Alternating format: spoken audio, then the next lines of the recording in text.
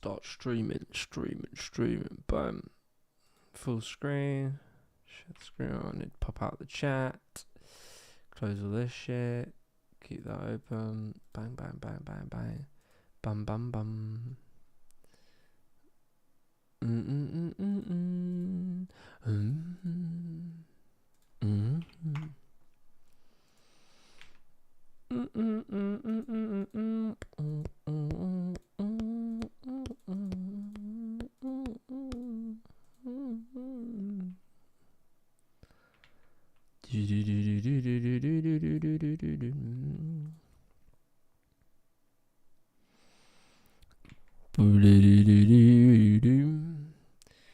Chat GPT. What you know about me? It's your boy from the chat to the GPT. Go live. I'm off to Ukraine. Unlisted. Sorry, pop out chat. Pop out the chat. Where is it? It's there. It's weird. It's not that. Discard. Chat. Properties. There we go. And ban it over here. And we just open up YouTube. There we go. Alright.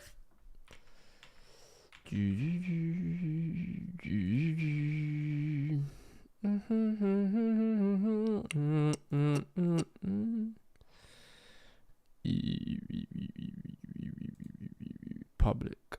Bang. Save. Let's do. Join my Discord. Patreon. Bang. Join Discordius. Yoi. Discord. Patreon. Blow. Oh, that's like ugly. God, why did I do that? Remove. Oh, for fuck's sake. I can't swear within 2 seconds. I need to at least... I don't know, what is it? Why is it some people, i.e. me, why do I swear so much? Do I need to stop swearing? Hey, buds. I hope you're good. I hope you are all good. How are we doing? Shall I tell you how I'm doing? I made a V60. Does anyone know what a V60 is?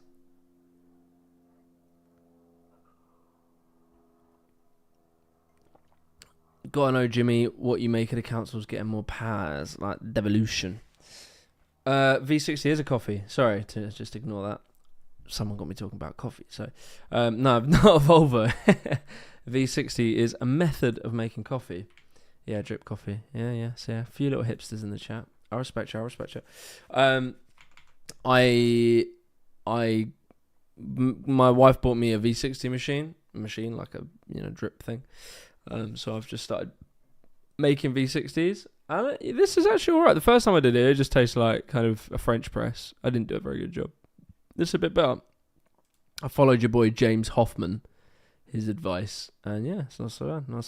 So how are we all? You're alarmed, I'm guessing, by my title. Yeah, I am off to... Are you still awoke, Pratt? Truthfully, yes. Yeah. I'm very, very woke. I know that instills a lot of fear into a lot of people, but I am a woke boy. God damn, look how woke I am. I'm so woke. I don't even look women in the eye. That's how woke I am. I'm so woke that I don't even own black clothes. That's how woke I am. I'm that woke daddy.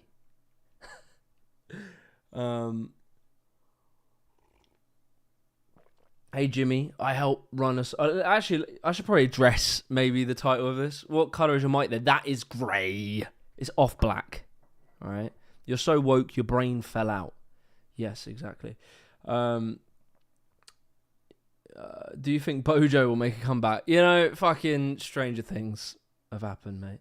You have a string of snot coming out your nose. I'm going to say I don't. Where in Ukraine we go? Right, yeah, so I'm going Ukraine. Let's do the thing. Jimmy is going. I shouldn't do the third person, man. That's gonna have people thinking I'm like insane. I am going to Ukrainsky in about fucking like 5 days. Jesus. Yeah, I'm going to Ukraine.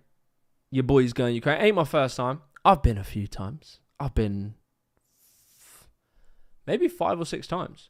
Are you sure you won't get blown up or kidnapped or shot by the Russians if you go to Ukraine? Confused Siren, thank you for the dono. I am not sure, but I am pretty positive that I won't. So I've been to Ukraine 6 or so times. The worst part about going to Ukraine is fucking getting through the border, man. Getting across the border is an absolute bloody nightmare. It's so insane. Like trying to get across that damn border, it will blow your. It sucks. You spend like 16 hours sometimes. You go on a bus. The first time I ever went, you go on a bus. It's the middle of the night, and you go into like this small. It's really tense. I don't know if I was just tense because it was like, you know, the first time I've done it. Everyone else on the bus was like Ukrainian coming from Poland. But you go to Poland, you get a bus. I shit you not, this happened, right? So I'm sat at the bus stop in Poland. There's always big like mega bus, you know, like nice-ish buses. What's the big brand of buses called that go around Europe? Whatever that company is. You know, you're seeing all them, you're like, okay, so I'm going to get on one of these.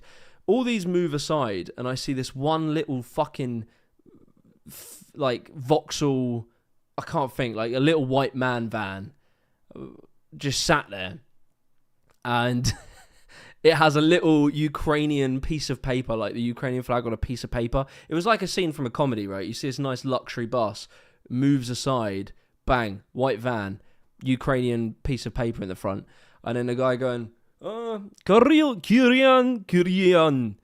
My real name's Kieran. So he was like, Kieran, yeah? Kiriansky. Davai. And then I'm like, are you fucking kidding me? And so I get on this thing, and there's like 6 people in this small little minivan, and the bro next to me fucking stinks. It's always the way, innit? Like whenever you're on one of them ones, when it's like small journey, you always sit next to the stinker. So my boy was pungent. That boy was smelling like, I don't know, like he'd just come out of the gym and also just had like a curry and also just had like a bag of onions on him. He just smelled. And I was there next to him. It was also middle of the night. And my phone was dying. Luckily, some lady spoke British, spoke English, and gave me a charger. So I was lucky there. British man experiences a marshutka. Yeah, that's it. It was a marshutka. It sucked. And anyway, so gives me a charger. We're driving for like 30 minutes. I'm like, fucking hell, this is going to be, it's like meant to be a long journey. And then we get to like a lay-by and they go, divide. And then big Flixbus comes by. So I was like, thank God, we got on a nice bus in the end, is what I'm saying. I was next to another person who spoke British, and she also helped me. So then I arrived. You go past when you get into Ukraine. You go across the border. Border is like dark, scary. You feel like you're in some kind of like hostage situation. I don't know. It's like, it really feels like you're going into a war zone, obviously. But you see all the spikes for the tanks everywhere. You go into like a dark room. There's like one light bulb that works and everyone's in silence. And I'm the one English person in this queue of Ukrainians. So I'm the weird one. And I go through the passport. The Slavic people, their faces, they look like this all the time. They look at you like this. They go. They don't say, how can I help you? They go. And then you go, oh, you're right. Yeah. Like, that's how English people are. We're like, oh, you're right. Yeah. Just hoping to go over, get into the country. And they go, documents. And you go, oh, shit. And then you think you're going to, I don't know. I thought my heart was beating. I thought I was going to get arrested. I'd done nothing wrong. But I thought I'd done something wrong. And then she looks at it and then slides it back to me, and then I just go. And I'd been overreacting. I was being a little bitch. Anyway, so getting to Ukraine, middle of the night, right? So Ukraine has a curfew of like, I think 10 or 11 p.m. You can't be out after 10 or 11 p.m. And then I arrive in the middle of fucking nowhere. My phone doesn't work. I have no signal. And the thing about Ukrainian people, Eastern European people in general, is although they might seem a little bit cold and standoffish, they are the most helpful people on earth. If you say to one of them, I was like, how do I get to... And I don't even know how I told them where I needed to go. Because I had no internet or anything. But I was like, I need to get here. And this lady just randomly found like a friend of a friend who had like a sort of taxi. It was a marshutka. And just rang them in the middle of nowhere and got me to where I needed to go at like 2 p.m. It was like I had to pay a premium because it was like, you know, kind of breaking the rules a little bit. The premium was like, it was like £5. So... drove me, and then I met my missus at the time. Anyway, so yeah, I am going again. There's my little story. It was a bit of a nightmare, but I am going again to. Well, we're gonna. I don't know. I think we're going to Lviv first. So you mainly when you go to Ukraine, you go to Lviv because it's like the safest city and it's the easiest to get to. But then we're going to be going to Kyiv, which is quite a journey from Lviv to Kyiv. It'll be like a long train, like an overnight train, and then. After that, I'll be going to Borzna, or what's the place called? Chernihiv region in Borzna. So yeah, it's gonna be Lviv is fucking beautiful, honestly, man. Like Ukraine's absolutely beautiful. Jimmy, 800,000 Ukrainians were turned into fertilizer for Donetsk. Oh, thanks for that, mate. Where are you going to Ukraine? Slava Ukraine. Haram Slava. There's a lot of really nice Ukrainian people and Russian people. I don't know about that. In Vietnam who live in the same building. So yeah, it's going to be fun. I'm hoping so. I'm going to actually meet with an MP out there. And I don't know. I think I'm going to make a video. I've been before, but I don't know. I couldn't think how to make a video about it. But I think I might just take a GoPro and do one of them like Bald and Bankrupt type videos. I don't know. I'm not sure. I might do something like how the Ukrainian war changed my life, or something like that. I've got a lot I can say about it, so it should be really cool. Gonna hopefully talk to an MP. Be interesting. Hey Jimmy, I'm a fellow YouTuber who's also planning to go and record content in Ukraine. I'm planning to go by car. If you're interested, we could go and team up. It's not somewhere I go casually. Like I'm going with my wife because she wants to go see her family and stuff. Because we miss them. We haven't seen them in a very long time. And, it's a bit tough. We're like international couples, so our lives are spread between two different fucking places. So yeah, we're hopefully going to do that. But I don't make a habit of going to Ukraine. Although I seem to, by accident. But like, it's not somewhere I'd go just chilling on the cash. So I appreciate the offer, but probably couldn't do it. Was that pre or post Ukrainian war when you went last? No, it was during. But yeah, definitely, mate, ironically in Europe, definitely go to Ukraine. I think you'll love it. Like, it's an awesome place. I would recommend go to Lviv. It's stunning. Go to... the Carpathians if you want like mountains and like vibes, and Kyiv is an interesting place, very strange place, like post-Soviet, but also really cool. A lot of cool culture there. Are you going as a volunteer or tourist? Just tourist. Was that pre or post? Yeah. Have you spoken to Zach? No, he replied to my tweet about, I was sort of said how I was sort of complaining a little bit, like Politics Joe they talked about Zach running for the Greens, and they said something along the lines of like they needed to drop the progressive speak, like using phrases like global majority and racial justice and stuff. Zach responded. Let me get it up. So Zach replied to me, and he said, "There we go." No, that's not it. Where was it? It was a Politics Show. Yeah, this one. I go, all right, so yeah, Politics Show posted this. Zach Polanski officially launched his bid to oust the leadership of the Green Party. They need to become a lot nastier quite quickly if they want to stand up to reform in a lot of places. But even in the interview with you, Laura, I thought it was interesting how reflexively Zach Polanski used the language of, and I'm not using this in like a derogatory sense, but he's using like ultra woke language. It's like the language of social justice movement. Yes, exactly that. Like things he was using terms like global majority. He was using terms like, of course, I want the Greens to stand for environmental justice, racial justice, social justice, and I'm sure he absolutely fervently believes that, and I'm not making any assessments of the legitimacy of those values, but speaking in those terms, I think, turns a lot of people off. And if you're going up against Nigel Farage, and imagine a national debate, it can stay in the manifesto, that kind of stuff. Zach Polansky is standing there going I believe in the global majority, and Nigel Farage goes vegan, and that's what they're not even necessarily playing the same game. And if he can lean into.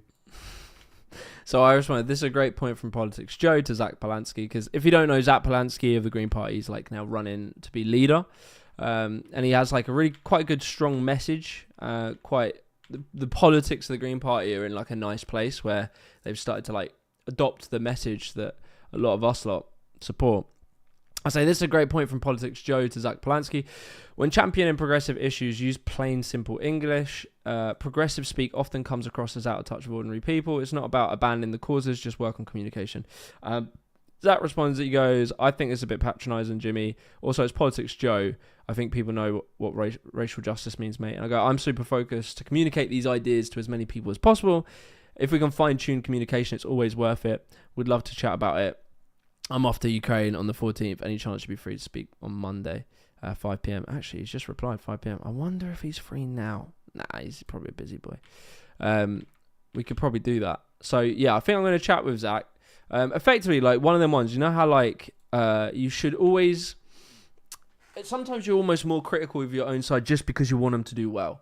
I don't give a, I don't give a shit about Farage or whatever. I want Zach to be really good at what he's trying to do, and I want him to be really effective at what he's trying to do, and I'm hoping that he can learn to communicate in that way. He's not bad at it, but look, okay, let's watch him debate a reform guy. I'm just the reason I'm critiquing is because I really want him to do well. Zach Polansky.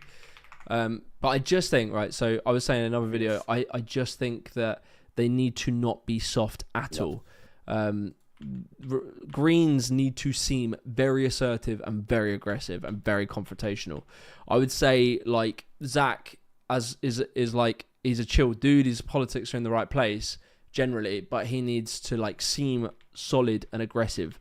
And he's not terrible. He's probably he's the best of the Greens for sure. But the Greens need that energy right now because we're in a very aggressive era. And I think you're not doing yourselves any favors if you use progressive speak. If you start talking about social justice or intersectionality, and I know he weren't that bad. Right? He wasn't doing it that much. But I just think, just say stuff plain, man. This is how I say it, right? You can support, when he says I support racial justice, just say, we want to fucking crush the racists. There's a massive wave of far-right, insane racists that want to divide us on ethnicity. Fuck them. We want to fucking destroy them. Just say that. Just say that. Just say it how it is.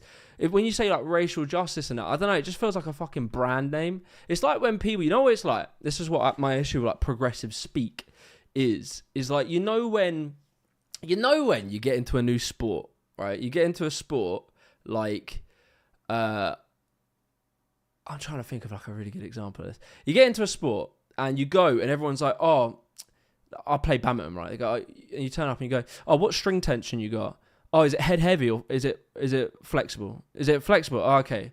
Yeah, I'm going for a sort of all-in, kind of well-balanced mid-weight sort of thing. And you're like, brother, I'm just trying to fucking learn how to hit a shuttlecock. And instantly, when you start using this kind of language, you just feel a little bit, you don't feel welcomed if you're a person like me who doesn't understand all that shit. I didn't know what global majority meant. When you start using all that lingo, I'm like, I don't know what these are. And then when Farage comes on and goes, it's the fucking migrants when you take back control and have sovereignty. I know some of those words. I know it's a bit dumb, but it's it is important on a messaging perspective. And I'm not saying Zach is even bad at it. I don't think he's ridiculously woke or something. I'm just I just wanted to make the point where this is where we fall down, is where you start talking too much amongst yourselves. And you might have these fantastic ideas, but a fantastic idea doesn't mean anything if you can't bring it to people, right? If you don't know how to sell it. The iPhone is sick because Steve Jobs knew how to package it and sell it to you. Like, the technologies for these sort of things weren't unique to iPhone. They just knew how to package it and sell it. And that's like the thing about politics at the moment. And on the Greens and that, like, we need to know how to package it and sell it. That's what I'm saying. Anthony Jones. Zach has great politics and he has a great book with Kate Pickett and Danny Dorlin, but Zach is not confrontational, charismatic enough. And this is the thing, and I'm not saying... what I'm saying is, can you coach that? You may be able to coach that. You might be able to coach that. Like, I never used to be good at talking to a camera. When I started doing videos, you can see my old videos, I used to read a script really heavy. And I used to be, I don't know, I didn't speak how I spoke. I just spoke in like this weird presenter voice. And then over time, I got more comfortable and I learned, okay, this works, this doesn't work. And so perhaps Zach can be coached. And I'm not against that. I'd love that. That'd be great. But I'm just identifying the weaknesses so that we can work on it. That's all I'm saying. Anyway, you don't really get it. What do I not get?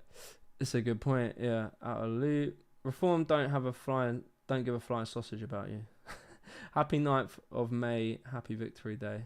Big up. Yeah, big up the boys. Kind of hypocritical to say, Jimmy, when you just said that there can't be nice people among Russians. I'm sure I'm just, obviously there can be nice Russians. I'm just being a little bit, they're kind of killing my wife's family. So, I have some resentment toward that. But of course, on an individual level, Russians can be good. I have questions if you support Russia as a country, of course. But, Hey Jim, I saw your take on Reform winning seats over Labour and the Tories, and that being a good thing. But it does seem hypocritical against what you're saying about the left coming together. What do you mean? But it does seem. I'm not. But just to be completely clear, I'm very happy that Zach is running on what he's running on, and I'm very happy that the Greens are starting to get momentum. I'm just trying to iron out the obvious problem before I see it. It's what he just said, right? Zach comes into a debate and then with Nigel Farage, and Nigel Farage goes, sound like a vegan, mate. They're all going to laugh. And Zach might have said the fucking most correct thing ever. But if he can frame him as a vegan, middle class, uni student, if he could just do that framing on him. Bearing in mind, Farage went to an all-boys private school. He was a commodities trader in the banks. I forget which bank. He's worked for many banks. He gets funding from oil tycoons. He is the epitome of like middle class privileged prick. And now he just goes to the pub, drinks some beer and smokes some cigarettes and thinks that that's what being working class is. You can rinse him on that. But they're going to do that to Zach. Like, it's a dirty game, politics at the moment. And they're going to rinse Zach on things like, why are you using all this? Like, if he says anything like that in a debate, I stand for racial justice. They're like, oh, fucking hell, mate. Another DI hire or some shit, He's only running to be the Green leader at the moment. He needs to pick rhetoric that suits the Greens, and the Greens kind of like that chap. Yeah, it's a fair point. And anyway, Zach isn't even that bad on it. He ain't doing it too much, but I'm just pointing out, just like, let's be mindful of this as we try and win in politics. It's all about winning. We want to win. It's not about being right. It's about winning. Zach is a product of that environment. We need working class politics and working class leaders. Bring back class. And, brother, I agree. But, like, at the end of the day, we need middle class people in order to win. Like, we can't do this on our own because working class people, the clue's in the name, they're fucking too busy working, right? The reason I can spend time, me or, like, Gary or, like, anyone can spend time even talking about this shit is because we've made a living out of talking about it. We have the free time to talk about this. If you're working a full-time job and you're trying to take care of your family, you're trying to take care, do your things... And then now you've got to somehow also be an activist in like your spare 10 minutes, which you would like to play Rocket League on. I don't blame you, right? So you're going to have to team up with middle class people. You're going to have to accept people like Zach into the cause. But you have to just make sure that they're on the ball. They have to be on the ball. Thank you, Abbey Road. Really appreciate that. Off to the front are you, Jimmy? No, I'm far away from the front. I am no such type of person. I would, I would not want to be going for... I don't know if you've watched any of those combat videos. I would hate to live like that. It's fucked. To be a soldier. Absolutely fucked. Jimmy, there is a government petition for a wealth tax. Damn, that's crazy. I didn't see that. Oh, wait, maybe I did. Maybe I signed it. Yeah. Yeah, that's sick. Sick. We just got to keep applying pressure. I was speaking today. I might as well just shout them out because they're kind of sick. Today I was speaking to... Actually, we'll watch this in a minute. I was speaking to Stop the Tories. So the people that organised this are called Movement Forward. Yeah, the Movement Forward. These guys, they're pretty sick, I'll be honest. So these lot founded Stop the Tories, which is effectively like a political voting strategy. Their idea is how to hack. What they're trying to do is hack our first past the post electoral system that is stacked in favour of right-wing votes. He showed me this thing. Let me try and find it quick. He showed me this stat, and I was kind of hoping to save this for a video, but fuck it, I'll show you now. About how the right-wing vote is actually, if we look in nominal terms, getting less and less, and the left-wing vote is getting more and more. We just don't have the option, like the viable option. How do I save image? Save image. There we go. We just don't have like good candidates, like the Labour Party are letting us down. So let's go through this, right? He sent me this stat which shows... Okay, it's not very clear. So make our elections make sense. So this is 2019. There was 14.6 million votes between what I believe is Conservatives and perhaps the Brexit Party. As the right goes further right, it shrinks. So the right, if we just look in nominal terms, how many votes there has been for the right-wing parties. As the right-wing parties have gone more right-wing, they lost 10.9 million votes. That is the, I believe, Reform Party and the Conservative Party, 126 MPs. So they lost 365 down to 126. If we're just totaling right-wing votes, right? A right-wing coalition could lose yet more votes and still win under the first past the post system in 2029. So even if they lost even more votes than what they got, they could still make a majority, depending on how, we organise on our side. So then he showed that in 2019, the left-wing parties, it's like Sinn Féin, is it? Or Plaid Cymru? I can't remember. But like if you were to tally up all the left-wing votes, you got Labour, Lib Dems, Greens, and Independents that are left-wing, and etc., etc.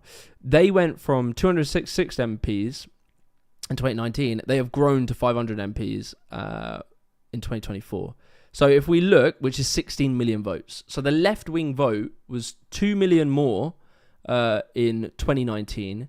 And in 2024, the left-wing vote was 6 million more votes than the right-wing vote. So ironically, as the right go further right, they are losing votes. But because of our voting system, it's like, when they always say like DEI for Republicans over in America. It's the same for us. First past the post is DEI for establishment neoliberal parties, because the people don't want it. Efficient tactical voting is needed to beat minority right-wing governments under first past the post. Even though the centre left is almost always the majority. Fewer people showed up, but if they could change the game, especially if we had proportional representation. So, yeah, there was 5 million less votes in 2024. So we have, and you have to think about politics. Politics is about political activation. It isn't about us trying to say to reform. I mean, reform's a bit different because it is a bit populist, so there is some swing in there. But like reform, like the Labour strategy is, oh shit, reform are getting big. We need to try and win over the reform voters. No, you need to activate those 5 million people that since 2019 looked at the Labour Party and went, it's not even fucking worth it. They're shit now. You lost 5 million votes. You can try and fight for the people that are in this dwindling number here who are, probably not your core audience, or you could try and actually offer the 5 million votes you've just left on the table because you decided to tack further to the right. And you're only going to keep losing and losing more left-wing votes by tacking to the right. So what this Just Stop the Tories or the Movement Forward, what they're organising at the moment, they're working on some really exciting shit, is basically taking people like me, people like, I don't know, Just Some Geezer, Mooncat, Gary, all of these creators. We're trying to get us all to work in unison to agree to like certain core values, whether it's like tax the rich, end corruption, protect and improve public services, start a green economic revolution, build a new social contract, agree on some fundamental left-wing principles that are the leading principles, the leading policy positions in the polls, they're trying to get us to agree on some of these, and then they find the politicians that represent that, whether they're independents, Lib Dems, Greens, or Labour, and they get you to sign up to a... so go and do this, by the way. I can put a link below, the Movement Forward. And they have like fucking... Dude, it's so many people. I think they have like 100,000 people signed up already. And I don't know if you've used Just Stop the Tories or whatever it's called, Stop the Tories. But what also happens if 100,000 odd... I think it's even more than that. 100,000 odd people, they sign up, and then it goes, okay, look, vote for Bobby Smith in Luton because he's going to beat the Tories, or he's your option. And he could be a Green Party member, he could be an independent, whatever, and his politics align. What this is effectively doing is bypassing the two-party system and bypassing like the Labour rule over left-wing votes by basically saying, look, these are our values, and we, the people, will pick the politicians that represent it. And they're sort of trying to drive enough people. So say they got 100,000 people signed up, and I think it is more than that. Those 100,000 people will then tell their mates, and their mates will say, okay. So they I think it's like they can, basically, if you think about it, they can control like millions of potential votes and push it towards left-wing candidates, like real left-wing candidates. So we can, in our system, the whole idea here is we have an absolute like fucked system. We have an absolute fucked system. It's completely rigged, obviously, but we can bypass it by working together and not being beholden to Labour, just picking like candidates that are left-wing. And then, like what they're doing with Reform, which is tacking to the right because they see the rise of Reform, if they start seeing the rise of Green votes, Lib Dems who represent progressive politics, etc., then yeah. Hey Jimmy, still watching your stream while at work. Nice one, man. Jimmy, please do not go to Ukraine. It's safe enough. Yeah, I just kicked him because he said fuck Ukraine. Consider taking the train to Ukraine next time. Yeah, we are this time. Yeah, the bus is absolutely a joke. Zach Polinsky really what the Greens need? I'm going to say, look, in the current, what we've got, he is. He isn't the be-all and end-all, in my opinion, or maybe he can improve or whatever, but he is the right direction. He's the right direction. And if we, look, we're all complaining, oh, maybe Zach's not aggressive enough, maybe he talks too progressive or whatever, but Zach stood up. And Zach's done something about it. Whilst we're all complaining, Zach's doing something about it. So I'm going to support that for now. If we can find like people who are more assertive, more aggressive, I'll support them. But for now, he'll move the party, hopefully. And it doesn't need to be the be-all and end-all, but he'll move the party in the right direction. And if we can start thinking about voting in this sort of more tactical way, rather than, we need to support Labour, then we're going to start doing something. We can make a coalition. If we game the system like what they're suggesting, of just politicians that support our cause, and we can make that coalition ourselves by the people, bypassing this whole system. Why and who do you think was England's greatest PM? Clement Attlee, just the most, did the most, right? He was behind he enacted the Beveridge report, so he expanded education for all, created the NHS. I believe we just started social housing. That whole movement came from basically Clement Attlee. So for me, he's like a political hero for sure. However, I do not want to know your views on Israel. If that's okay. I won't lie. I'm glad I've come across you and your open-minded nature. Focusing on taxing the well, funding NHS, rebuilding Britain should be that force. Yeah, and this is another one, right? So this is where we're going to get caught up. You asked about Israel. This is where we're going to get caught up as lefties. And we need to basically fundamentally understand, right? So, these causes, these geopolitical causes, and even things like immigration, they are inevitably going to try and split left-wing voters. That if you have a different opinion, we sometimes on the left can be a bit purists, for sure. But you have to look at the hierarchy of needs. And if you have politicians and individuals that back taxing the rich, that should just take priority over everything. because we can work. Like, if we start moving to it, like, for instance, Jeremy Corbyn, right? Jeremy Corbyn, my opinion of Jeremy Corbyn is, I was very impressed that he managed to like stir left wing populism in this country, and he got support. And he's not that charismatic. He's just some fucking bro, some old bro likes making jams, and he managed to like have Glastonbury. If we look at this clip here, bruv, this is a moment. Like, I posted this on Twitter the other day. Glastonbury, Jeremy Corbyn. Wait, where's the Stormzy clip? There's a Stormzy clip. Right.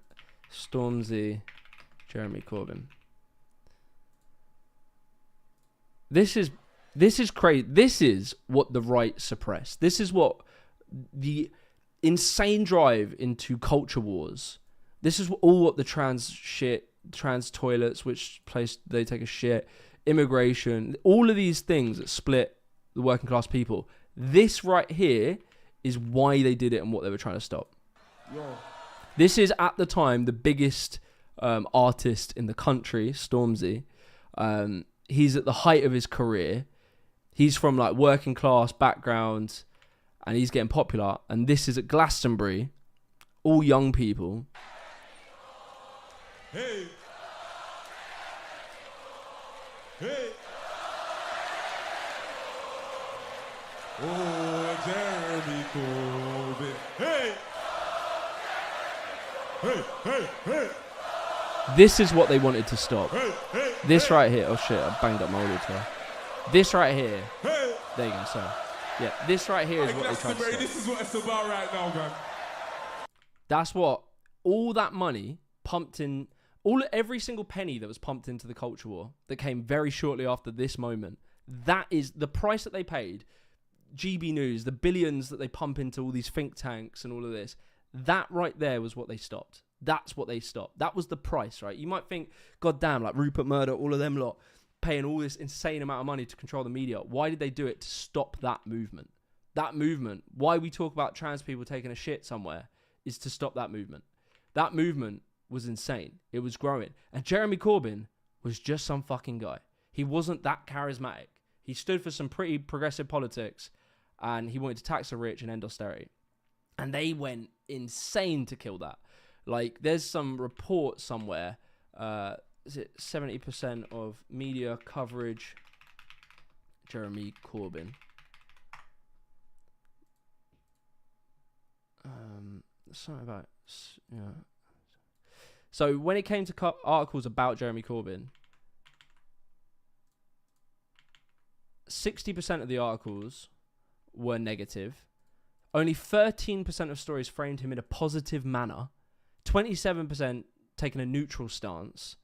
So 60% were negative. And where's the one about just misrepresenting his opinion? It's something like 3/4. Yeah, we go.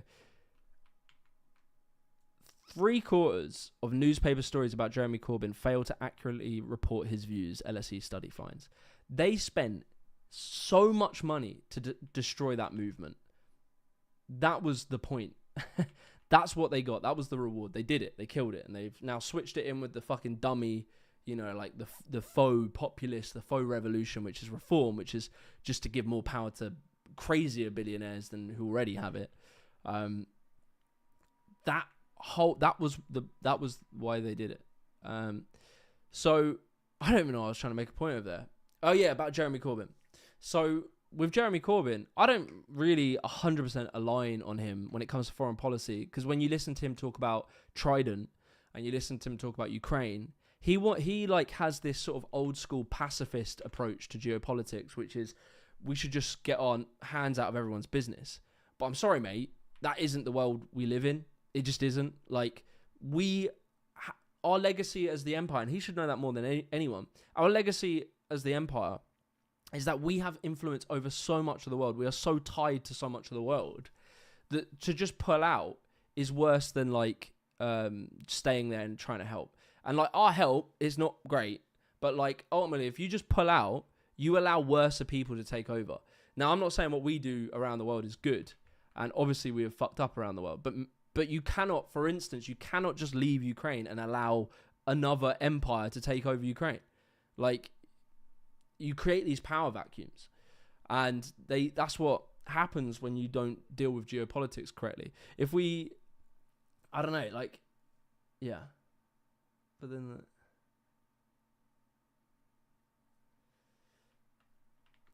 Is your pull-out game strong? I would say Britain's pull-out game is fundamentally weak, for sure. But yeah, like, so, and you can't, like, you know, I think he's anti-Trident or something. And it's like, bruv, we need defensive weapons. Like, we're in a very tumultuous, fucking hell, I tried to get that word out. Tumultuous geopolitical situation right now. You cannot get rid of your fucking weapons. But yeah, I would still vote for Corbyn. Regardless to say all of that, I would still vote for Corbyn because, yeah, as Leaving Legacy said, his domestic policies created a movement.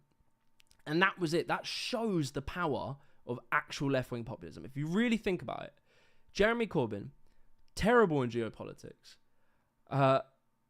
like, not that charismatic, but literally ran on a good manifesto. Just had a good manifesto of policies that favoured the working people. And it went insane. Look at their vote share. Like, he was voted more than he was voted for more than Keir Starmer. Like, so, you know, and that's saying something. That's an achievement. That's a massive achievement, and that's what they have campaigned their hearts out to stop. So I would, when it comes to like Greens and Zach, bruv, I might not think Zach is like the absolute king. Like, you know, he might not be like the smooth talker, the charismatic bro. He might not be like the aggressive leader that I think we need, but he's closer to it than us not having anyone. So I will, so far as I can, I will support anything, any movement in that direction. Don't let, as I say, don't let good be the enemy of perfect. His whole career was in geopolitics and internal relations, very successful, what you talk about. I'm just saying, like, yeah, he was good at, he's like a pacifist, isn't it? So he was really good on Ireland, if I remember rightly, in Northern Ireland. He was very good at, like, you know, I think he was part of the Good Friday Agreement. I think he has, like, a good heart with a lot of it. But, for instance, as far as I'm aware, I think he wants to pull out of Ukraine, or at least not fund Ukraine.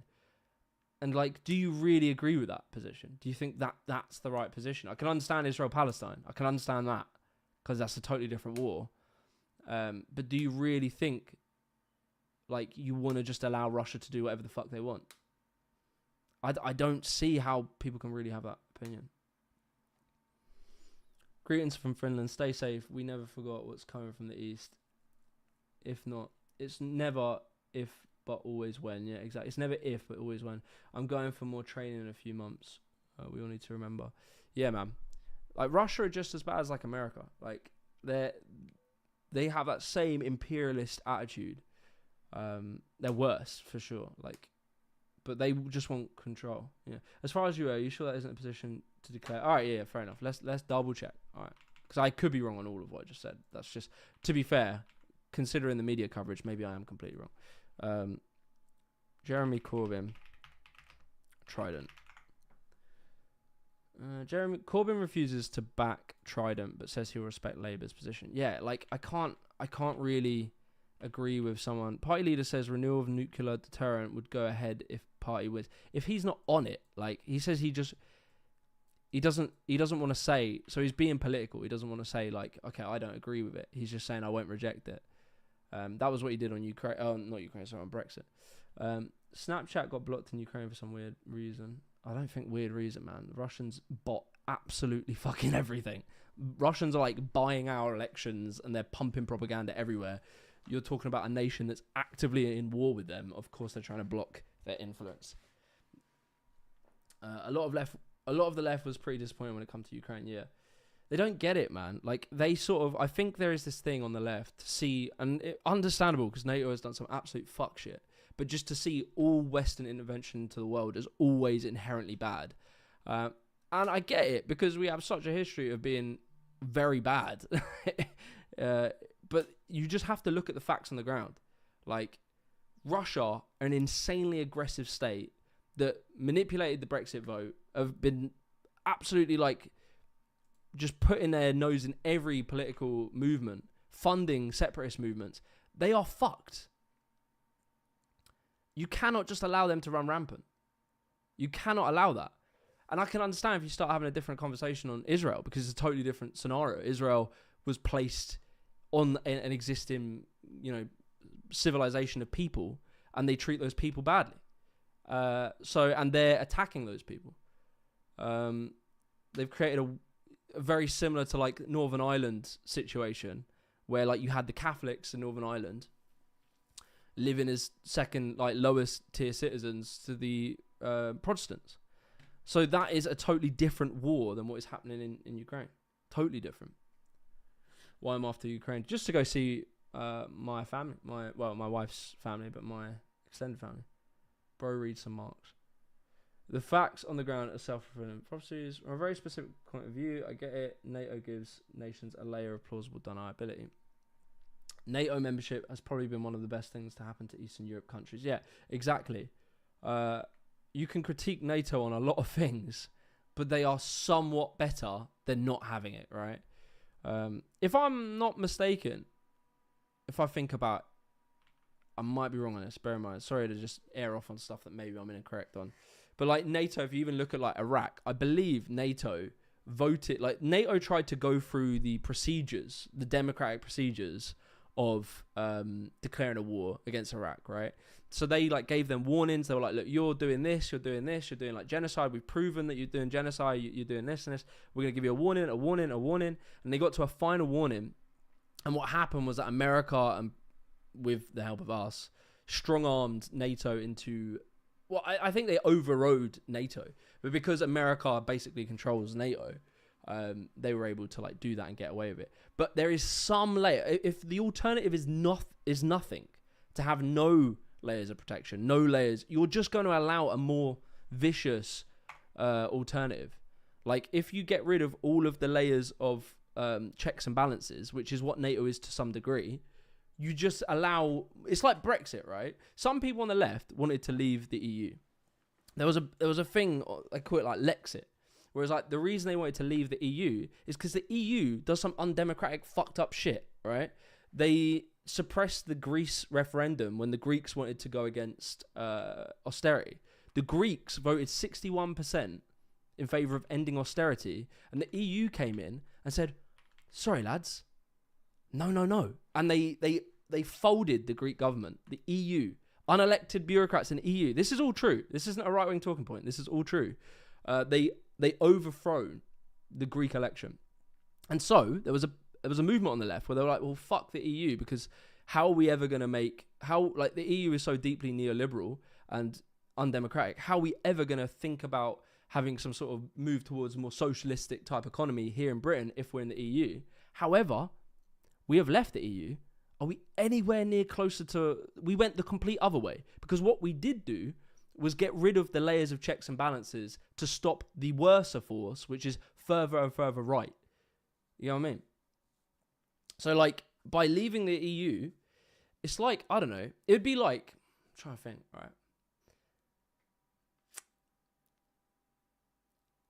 It's like, okay, say you're like... I don't know if it's a good example. Say you're you're in like Gangs of New York type world, right? That if you ain't seen it, it's like America, New York in like, I don't know if it's the 30s, 20s, whatever. Gangs run New York, right? So say you're like a business shopkeeper and you have like a mafia, and the mafia, you have to pay the mafia because that's how they work. They extort money out of you. And you're really pissed off at the mafia. And you then go, oh, fuck these guys. And I don't know, you kill them, or somehow you make them fuck off. And you go, oh, that was good. We're free now. We're free to do what we want. And then a worser, stronger mafia can now come in because you don't have the mafia there to protect you, right? So it's like a lesser of two evil type things. The EU was a checks and balances on the worst elements of capitalism. We got rid of the EU, and now we're just fucking floating out in the breeze with no protection. And now all of the worst elements, like dealing with American capitalists, we're now weak to that, right? So same with NATO to some degree, is that NATO provides some checks and balances on international war, it can be corrupt and fucked, but without it, it's gonna be worse. You're gonna allow warlords to take it, like more ruthless, more aggressive, because when there are no rules and no protections, the worst, most awful types of people can take power because you've made that vacuum of power at that point. And it just requires who is the most... It's the whole reason of regulations within businesses. The reasons we have them is because, well, maybe there's a good majority of people that are nice people that wouldn't want to, I don't know, fucking pollute the water supply and all that sort of shit. But there are some that will. And unless you have rules, that those one or two pricks will do it, and they'll get a market competitive advantage over the person that won't do it. It's why, like, if you think of monocrops and like why you have regulations to stop certain bad agricultural practices, is there is like a benefit to doing the more fucked up thing. Like, you can probably harvest more crops if you monocrop or use really aggressive pesticides. You can probably do that and you'll get ahead of your competition. But there's obviously the environmental cost and the cost to us as people and our health, etc. So you have to have rules in place to stop the worst elements. It's the same with like international. NATO doesn't really enforce rules, just alliance. It's just the only international body that will act under the UN's mandate, but only if it aligns with US interests. And I get the critique of like America has too strong a say in NATO, but I just can't see what's the better alternative. If you get rid of it, I cannot see that Russia wouldn't step in the way or China wouldn't step in the way.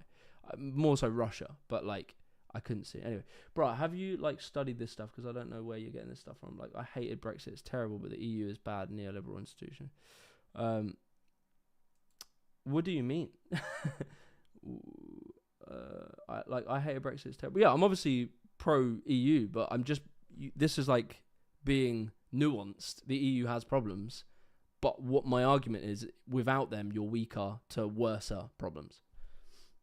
I'm not actually arguing for withdrawal from NATO, but let's not get so ideologically captured that we can't envision an alternative. That's my position. Yeah. And I would say, like, this is... they mean you're talking nonsense. I understand you're saying I'm talking nonsense, but you haven't, like, said specifically on what thing. But yeah, like, I believe you have to stay in these bodies and reform them, and reform will take time. And I get it's literally why we left the EU. It's the problem is that these things take time, they're slow, and the more they work in favor of like neoliberal interests, the more it will dishearten people, and they'll be more aligned to lean towards the right. I don't disagree with you on Russia, Ukraine, but at what point does de-escalation consider an option?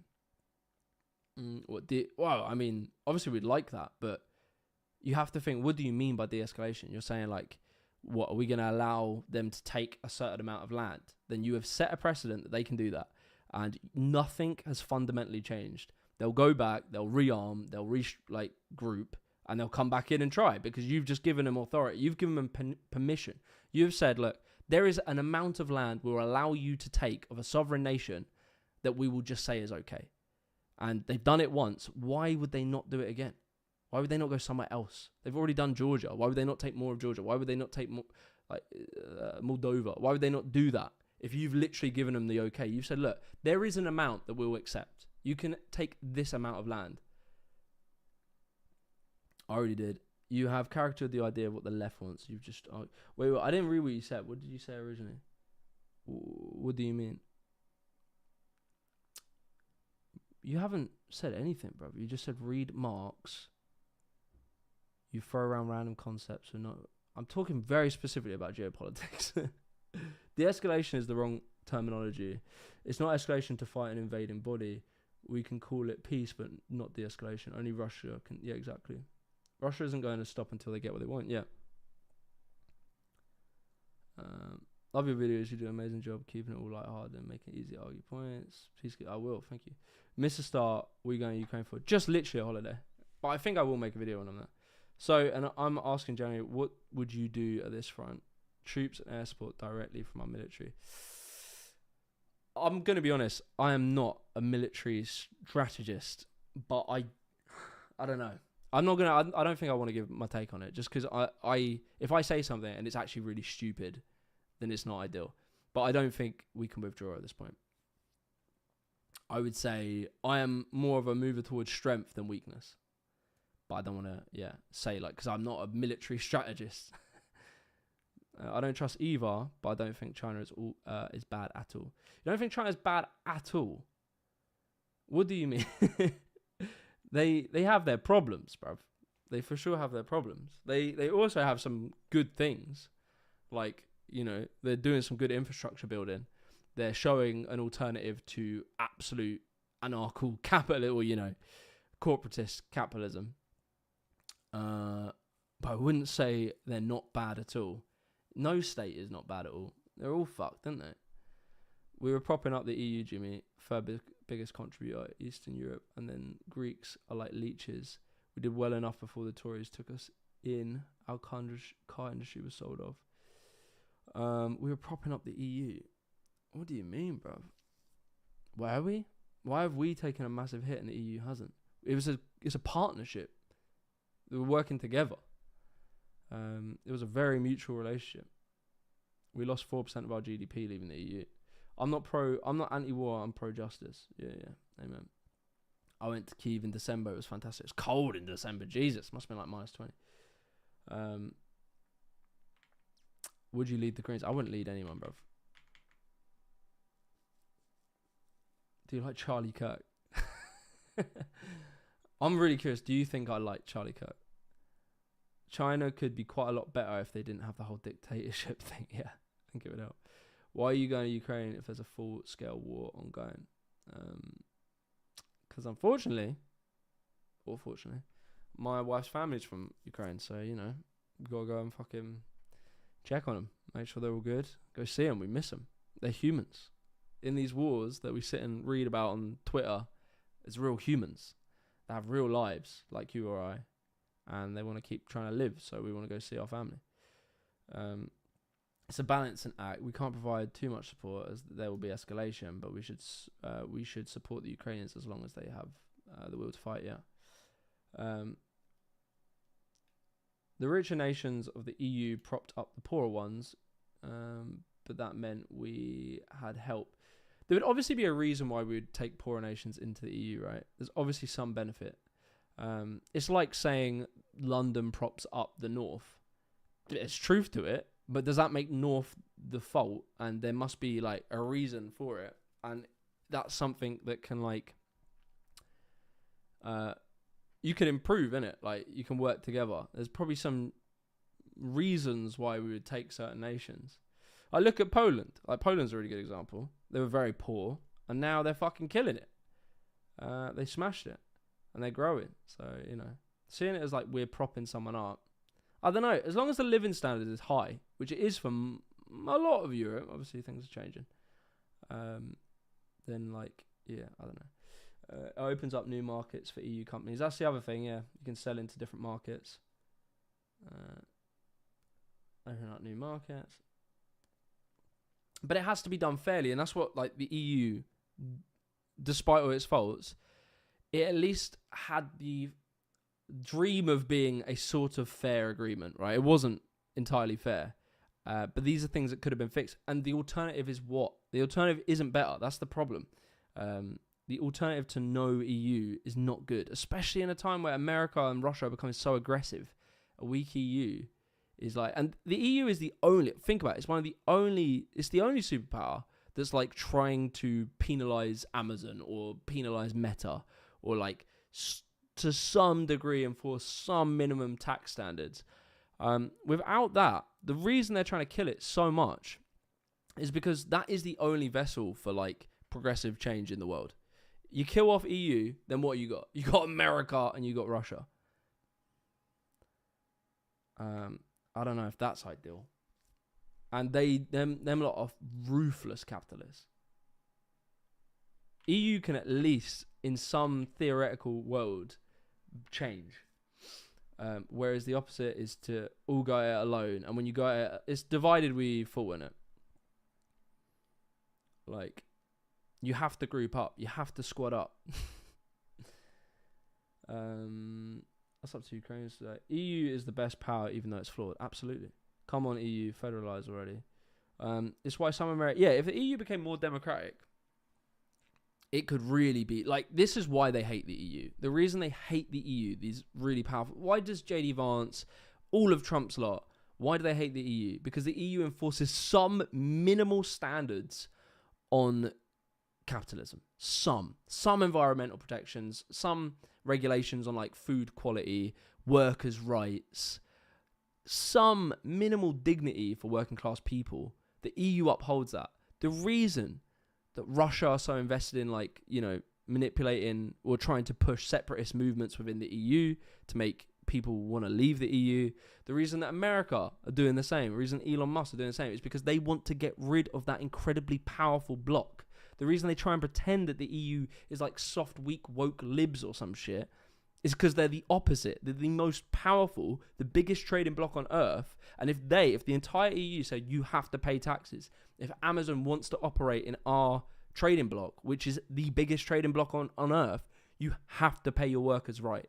You have to pay taxes. The reason they try and undermine the EU and weaken the EU and demoralize the EU, because the EU is the final wall, the final obstacle for just ruthless cutthroat like robber baron capitalists. They will do what the fuck they want once the EU is gone. The EU is the last hope. The EU is not perfect. It's nowhere near perfect, but it's the last hope.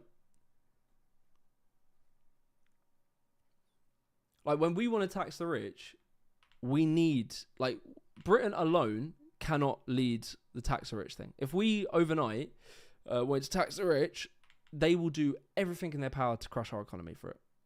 Absolutely. But if did I say it right? If the UK wanted to just tax the rich, they will do everything to crush us to stop that. But if the EU tax the rich, it's game over. It's GG's. We win. Like, we win at that point. The whole EU got behind it. We win. And that's why they're trying to break the EU. That's why Elon Musk loves the AfD. And that's why you see that Polish guy burning a EU flag, even though he's polling at like 2%. Somehow he's everywhere on Twitter. Somehow everyone sees the clip. Try and find it.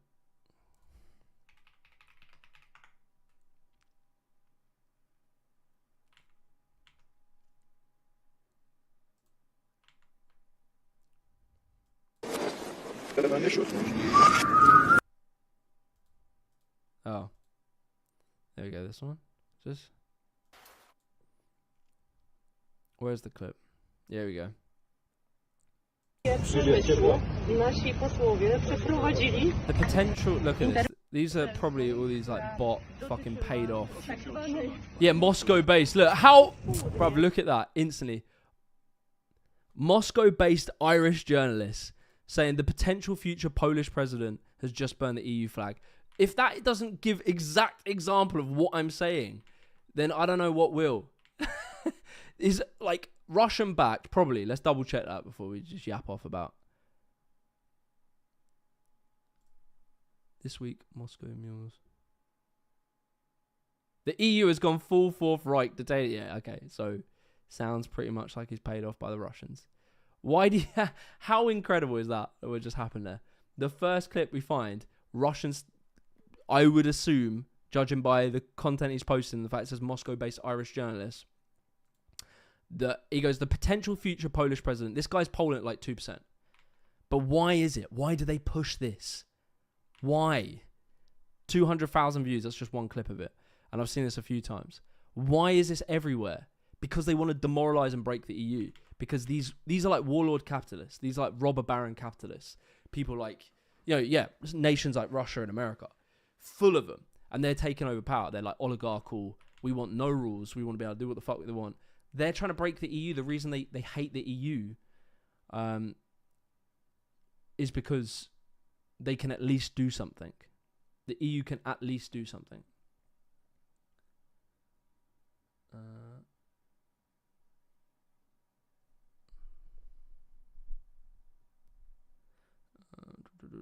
An EU argument would be that the neoliberal elements would never let a wealth tax happen. Yeah, I get the argument, but what's your alternative? We have no alternative. You need a united body and an agreement across nations. If we made a political movement amongst the EU, and that's what they crushed in like 2017, but that doesn't mean you give up. There is that potential.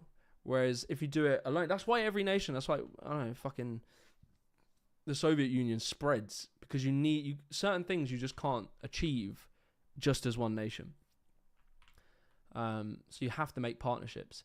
Like, ultimately, if the EU, in some theoretical world that the EU actually became sort of leftist, the EU would be able to embargo any nation that doesn't pay taxes in their country that they're selling in.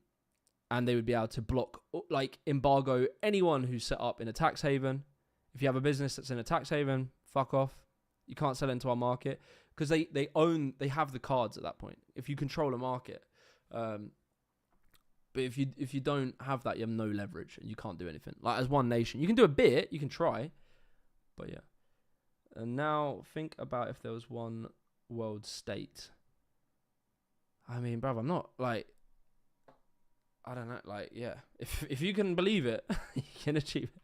But like, you have to do things across agreements, and there's always going to be. It's a power game. Like, we're going to be battling different nations, but that's it.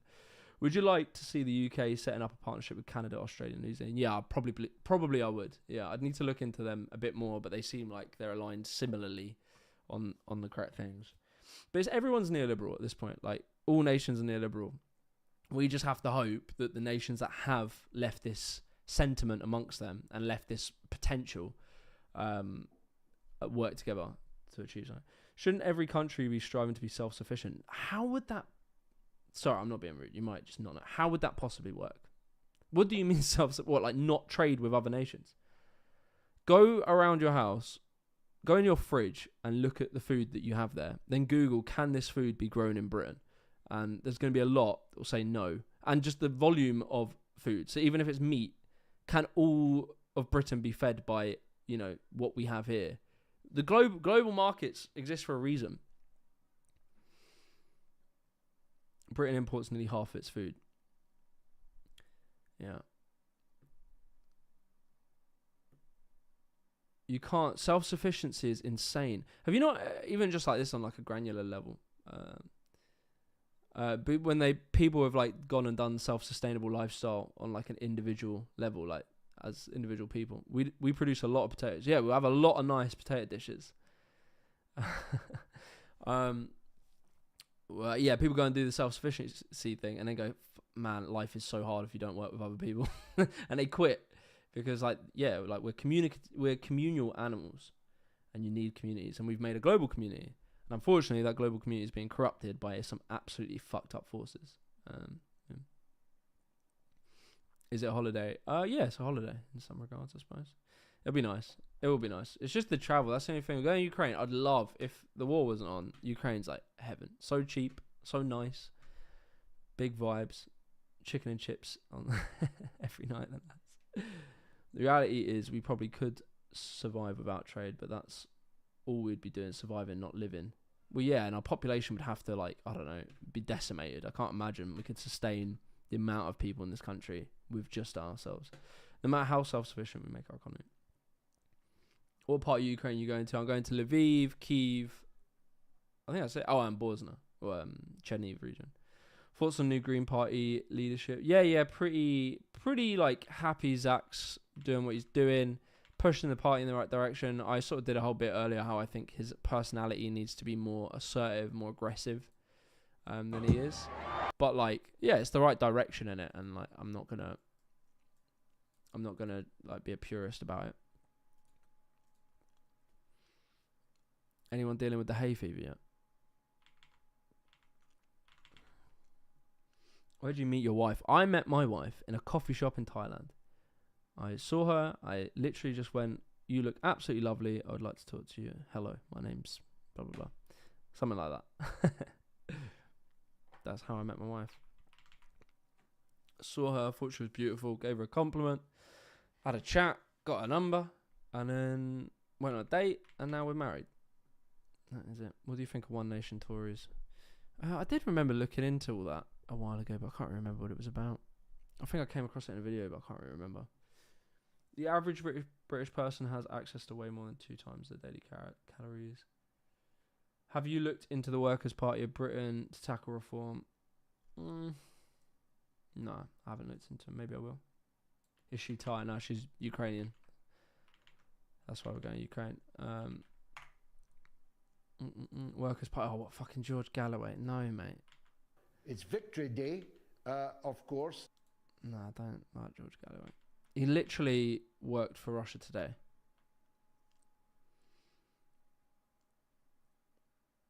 Do you think midterm elections in the US will most likely be a unanimous Dem win influence on general election?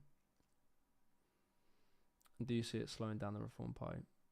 I don't know, man. I'm a bit confused about, to be honest, the council election. I really thought, to some degree, the failures of Trump would affect Reform's success, but we haven't seen that here, and it seems to have been everywhere else bar Britain. So I don't know, a bit walkies. I still can't believe people voted for Johnson over Corbyn. Yeah, well, Brexit, I think Brexit kind of fucked them. Pushing for a second referendum, although correct, was just not politically popular. It was just, they spun it so well. So it was tough. But you have to look at things like, you can't see, like, look, this is what annoys me about people. When we talk about Jeremy Corbyn, what annoys me is that people see that we failed once, it's game over. It's like we had one guy, he nearly did it, and he didn't win. Game over. Imagine being that much of a fucking little bitch that you have one L and you just quit. Bruv, I play badminton. I've lost a lot of fucking badminton games. But I didn't walk on the pitch.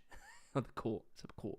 I didn't walk on the court first time, lost the game, go, we tried. I guess it's fascism for now. It's like, no, you lose once. You have to keep fucking fighting, bruv. And even look at Reform. Like, Farage has been going at this shit for 30 years. He's failed many times, but he has fight. The man fights because he makes a lot of money doing that. But the man fights nonetheless. And for some reason, a lot of people saw Jeremy Corbyn lose and go, well, I guess the revolution's over. It's like, brother, you thought it was going to be one election. Like, have some fight in you. It's an eternal battle. It will never end. We have to always fight. If you had one good go and then you gave up because your one guy lost, then you didn't have enough fight. You didn't deserve to win. You don't deserve your revolution if you gave up because we lost once. Yeah, I devastated at 2019 when Corbyn lost. We can never give up. It's just the beginning. Exactly. You should really look at it like this. Look, I'll show you the charts. Man's got the charts there. Let me get them charts up, bruv. That's how many Labour votes. Where is it? Fewer people showed up. Where is the thing of like how many people voted for Corbyn in 2019 versus 2024? Labour votes 2019. Results of general election. Labour votes. Labour. How many actual votes? There we go. 10.2. Labour votes 2024.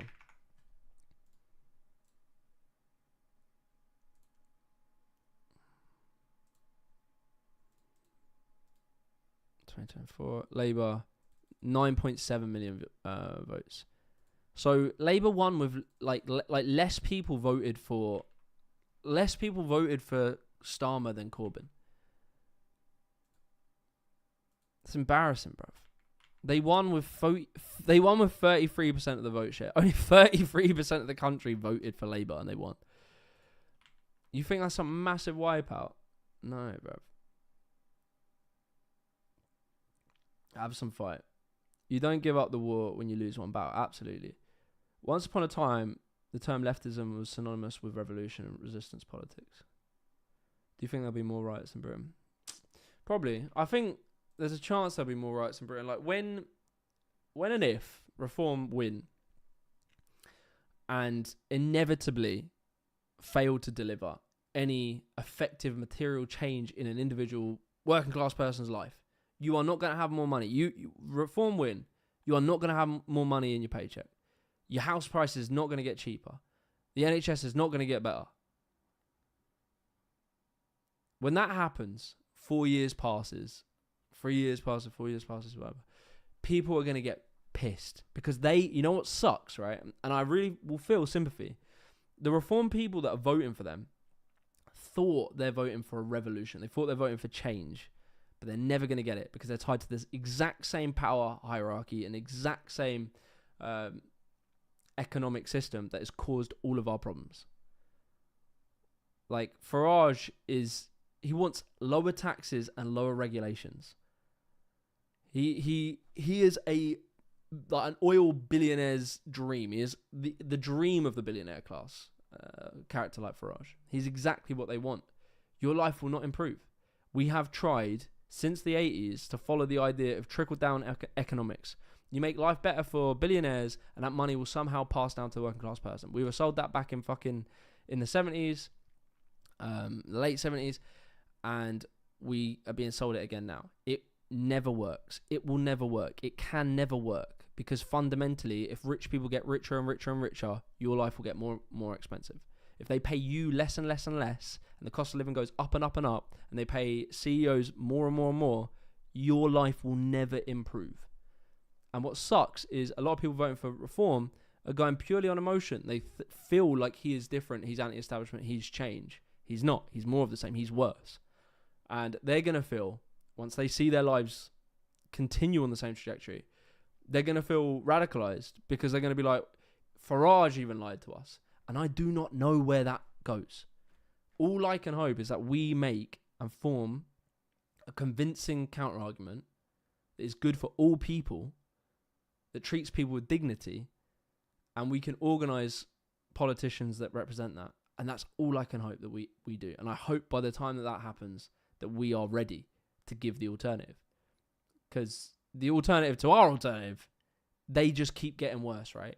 The whole thing, their whole politics is of destroying things. Find an enemy, destroy it. Find the next enemy, destroy it. So Brexit, first enemy, bang, kill it. Then it's immigration. Now it's net zero. They will keep destroying things. Look at Trump. Look at what they're doing. The whole thing is find the problem. But they can't find the problem because they can never accept that their structure of capitalism, the way their economic system is the problem. But they cannot accept that. They cannot ever accept that. And so they will never find the problem.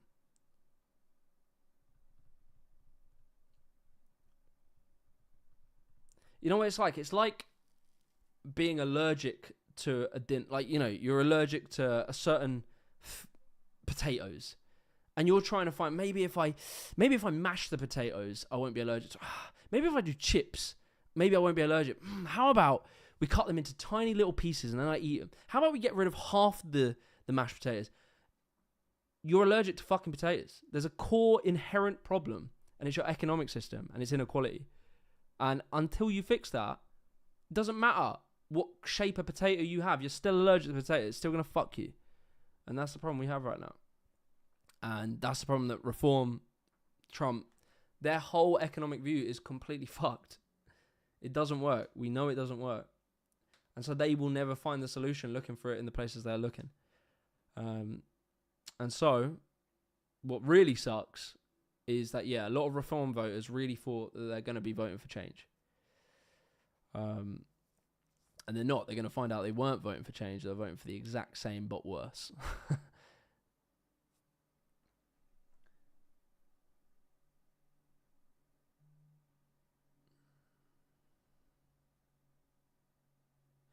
One thing I'm shocked with by the UK is the lack of organising for actual left-wing party. It's been a year now, and Corbyn and the Independents still haven't tried anything. I don't know what them lot doing. I don't know what they're doing.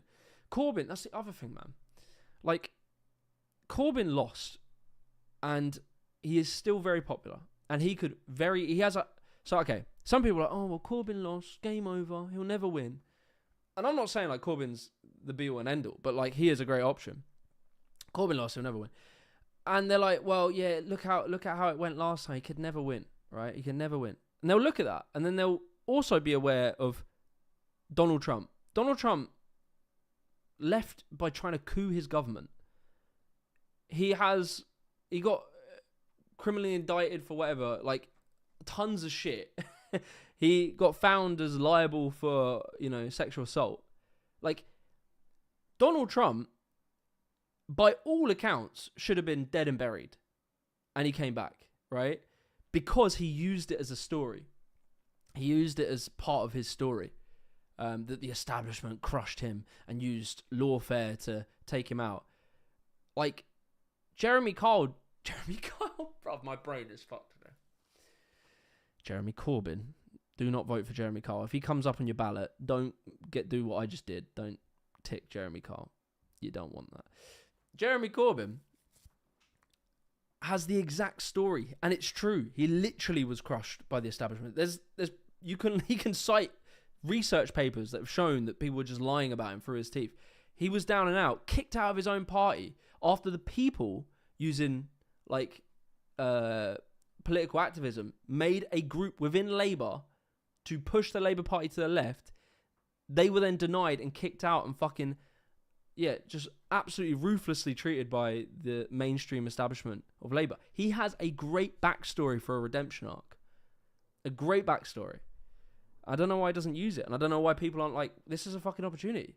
He can literally say he was crushed by the establishment because he dared to challenge the orthodoxy of austerity and dared to challenge the orthodoxy of not going after the rich. I could see Jeremy Kyle standing for reform. You know what, Gorilla? I actually think you're calling it. I think that will happen. Yeah. Also, Corbyn is now far too old. You just uploaded. Corbyn just didn't see working as Prime Minister like that. You know, I want to see if Just Some Geezer is about. Is he about? Because I know. We were talking the other day. Give me a sec. Bruv, are you free? I'm streaming at the moment. Why are you going to Ukraine? To see Mummis's family. You just uploaded like 1 minute. Did I? I shouldn't have. What have I uploaded? Do you think Mick Lynch would make a good MP? Yeah, I do. I wish he would fix up on his Ukraine position. I've heard him say some booky stuff, but thank you, Luigi. Leo, what would that be? 14th? I don't understand Roman numerals. Was elected, named after Leo, another one, who was famous for standing up for good social teachings, especially workers. Can I send you a copy of his most famous document, Rerum Novarana? Yeah, that's very interesting. Shoot over. Thank you so much for the donor. Let's see if Just Some Geezer's about. I just have a feeling it won't be, but it'd be cool to have a chat. If you want to see why it won't work, look at Diane Abbott. He wants the same thing. He has no interest. Why is there such a lack of young left politicians who could really make a change? Because we're all fucking busy. It's hard to have time to do this sort of shit. We're all busy trying not to drown in this late stage capitalist society. So luckily, there's a few of us who've made YouTube channels and we have free time where we can talk about this shit. But unfortunately, it means that lots of people just don't have the free time to do it. If you want to see why I don't know. What's your skincare routine? I don't know. I have a shower every day. I don't have a skincare routine. No, because young people don't really care much. No, it's not they don't care much. They don't have anyone to vote for. They cared quite a bit when Corbyn had a go, and then he got crushed, and they got disheartened. But we just have to come along and be like, look, lads, this is it. This is the vessel. We just have to show that.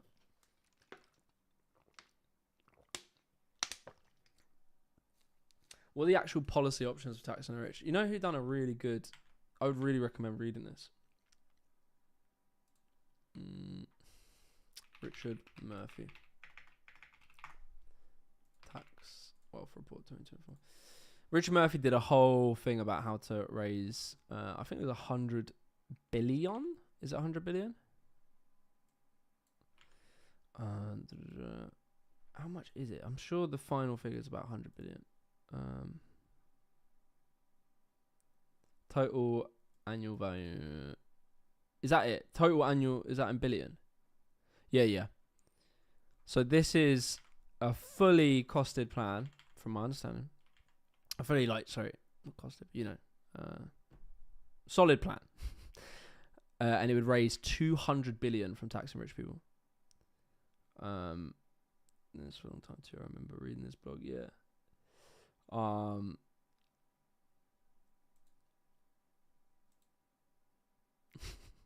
I was just your boy trolling. 200 bill. And bearing in mind, right, so when you tax the rich, what you do is you remove it. I sort of talked about this the other day. Having loads of wealth in your nation raises the price of everything. If you release some of those assets, like say, stock shares, housing, etc. If you release some of those assets and you reduce some of the money, then those prices can come down. That's our argument. Like that, too much wealth concentrated in a few hands raises the price of living for all of us, squeezes us out. So it's not inherently. So that paper claims to raise 200 billion a year. Is it a year? I think it is annual year. However, and that's great because we can spend 200 billion a year. However, it isn't about just paying to make money to pay for shit. That will help. It will do that. But it is also the fact that by reducing inequality, you'll reduce the cost of living. You'll bring down price on assets, which is that's what we're trying to do. That's what we want to do.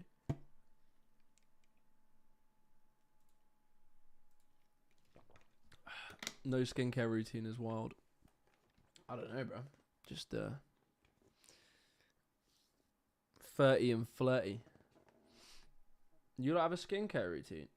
Are you young, bro? Are you a young lad? I feel like the young bros, they're getting a bit more,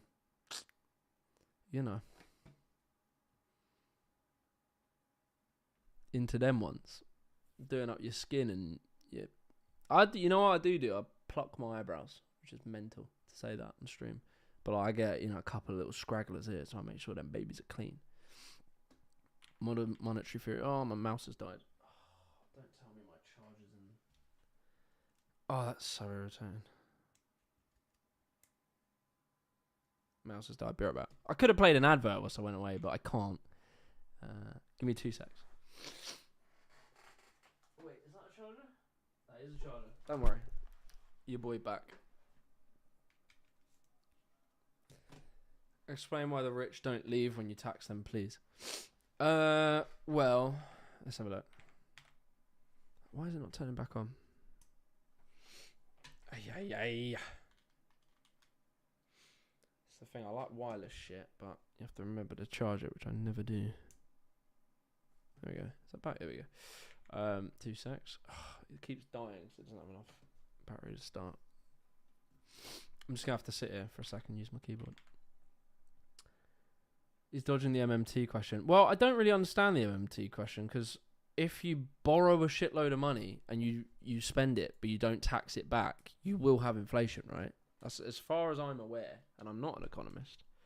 But if you believe you can just borrow money without taxing it back, you'll cause inflation. No? So they're sort of saying, well, hopefully by borrowing the money, spending it, you'll make, I guess, economic prosperity over time, make people wealthier. But you still got to deal with that insane inflation in the short term. So I don't understand modern monetary theory, or they don't understand it themselves. Maybe someone could explain it to me. But it's just no, I don't know. Does anyone deny, didn't Biden, that was effectively Biden's strat, wasn't it? It was kind of like modern monetary theory. Why is this not charging? I'm in a bit of a shit mood today, I think. I've noticed I'm a bit angry when I'm talking. I'm not being a fun bro. I'm being angry. I should chill out. Why's my mouse not working? There we go. Is it working now? There we go. It's back. Alright, I think we're back. Someone explain it to me then, what I'm not getting. Because to me, it just seems like you're saying print a load of money, invest it into good stuff, which I'm not against, and then you're not saying to tax to reduce inflation. Oh, okay. I'm going to have to go grab a new wire. Explain it to me. I'll be back and I'll read it, okay?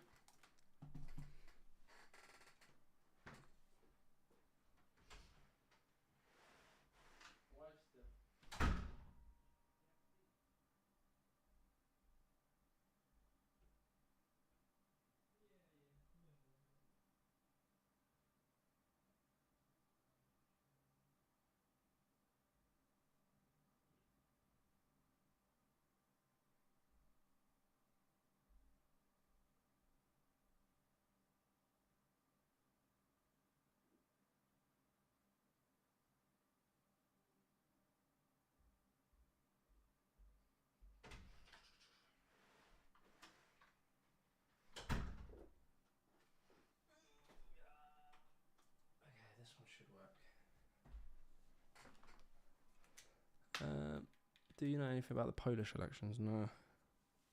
Nah, there we go. That one works. Alright, okay. Question about MMT for Gary's economics. Bro, Gary doesn't understand MMTs. No, I just think he disagrees with MMT. I've spoke to him about it. I think he just doesn't agree with it. Like, I don't know. I don't want to speak for anyone or like speak on someone's behalf, so I'm not going to make what I think is it. But like everyone I've spoke to who does economics, who disagrees with MMT, always says, well, you know, you're going to cause inflation. Labour just got re-elected here in Australia, so the Canadians interesting to see Trump that pro-workers. Yeah, but it's weird that reform. I don't know. It's hard to say. Some people say about the council elections, it was like they were Tory strongholds anyway, most of them. So you'd need to do like a full council election of the whole country that were like more Labour seats to see, you know, if it was really a reform wave or something.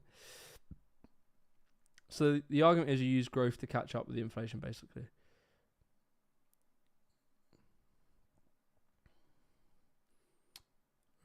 Not exactly, but it's debated. The argument is that you increase productivity capacity of the economy, then you can spend more when you tax. Yeah, I agree with that, of course. But like, you're still gonna have inflation. That's what like the Chips Act and you know whatever the other one was they did in America. It's like it's good, it's growing the economy, but you had inflation, right? Because you didn't tax it back. Land value tax. I feel like it's probably part of like a string in a bow. Like people like Rory Sutherland talk about it a lot, but they talk about it like it's the be all and end all. You're still going to have a concentration of wealth that will buy up stocks and shares. If they're not going to put their, if you think about it, they're not going to put their money now into funding mortgages, funding houses, or just buying. The thing about houses is there's sort of two prongs of the house thing that is the problem, which is that there's the individual people, like wealthy people buying up individual houses, like specifically. But this is what Gary explains really well is about the mortgages. So that percentage of housing stock that is actually in private hands is pretty small. Like it's not a lot. It's like some of it's growing in like countries like Ireland and that. A lot of, especially new houses, they're starting to fall into the hands of private investors. It's a problem. But a lot of the problem is the mortgages themselves, right? So if I'm a super wealthy person, I lend the banks money, they lend you the money to buy your mortgage, you pay interest payments, the bank then pays dividends, those dividends go to investors, the rich person, the billionaire, is making money off of your house. So that's also part of it. I don't know where land value tax comes into fixing that. It would do some to stop people like hoarding houses specifically, which is a problem, but it isn't the be all and end all problem, right? It's like part of a big problem. Build back better, yeah, was it? Something like that, yeah. So I feel like land value tax is part of it. It's a step in the right direction. It will do some good. I like the citizens' dividend funds that have been like, you know, some people tied to it. I think that's cool. Inflation only helps if wages rise quicker, but they never do. It's almost like a system is designed to work as such, yeah. Usury and renterism are issues with the economy, and LVT doesn't fully correct for that. Yeah, and it's also like, you're fixing one element of the system, perhaps a small part of it, but then, okay, the wealthy people have to move their money somewhere, so they're going to now put all their money, if they're not buying up houses, which again isn't the be-all and end-all problem. They're not like, the housing crisis isn't caused by 1 or 2 billionaires buying loads of houses. That isn't what's happening. It's like there is an element which is those private equity firms, etc., like Blackstone, is it, or BlackRock? I always get mixed up. But the rest is about the mortgage stuff. It's like who funds the mortgages. But you fix that, then what are they going to put their money in? They're going to buy stocks and shares. They're going to make more money. They're going to have more money to lobby politicians and buy. Like, that's half the problem with wealth inequality, is when they have so much wealth, they also have so much political power. So they can bend and shape the political system to their will by lobbying politicians. Yeah, I do like Georgism, but I don't think it's like this killing blow, you know. LVT deals with the landlords and helps limit the price of homes. It also raises money that the council can tax while giving more people a lower tax bill. Yeah, I don't think it's the be all and end all. I don't think you're gonna. It's this thing of trying to fix capitalism with like little tweaks here and there. It's, as I say, it's the potato problem. LVT doesn't solve everything for sure. Yeah, exactly. It's part of the problem. Like it's part of solving the problem, but it's not all of it. Your argument is, well, we clearly can't, since we import half our food. We import. I don't know what to talk about. Okay. what were we saying then? Do I have anything else? I had some notes of like maybe stuff I wanted to talk about on stream. Let me have a look if anything's interesting. Could do that. That's kind of funny. Yeah, you know what? Let's have a bit of fun. Let's have a bit of fun. I don't know. I'm in a bit of a bitey mood, so maybe it's like a good idea. So let me introduce the segment properly. There he is. Okay. My friends, there is one man in the world of British politics who I hate more than I think I hate any human in existence. He's not that well known, he's not that important, he's not that influential, but he exists, and I hate every single cell in his body. Can you guess who it is?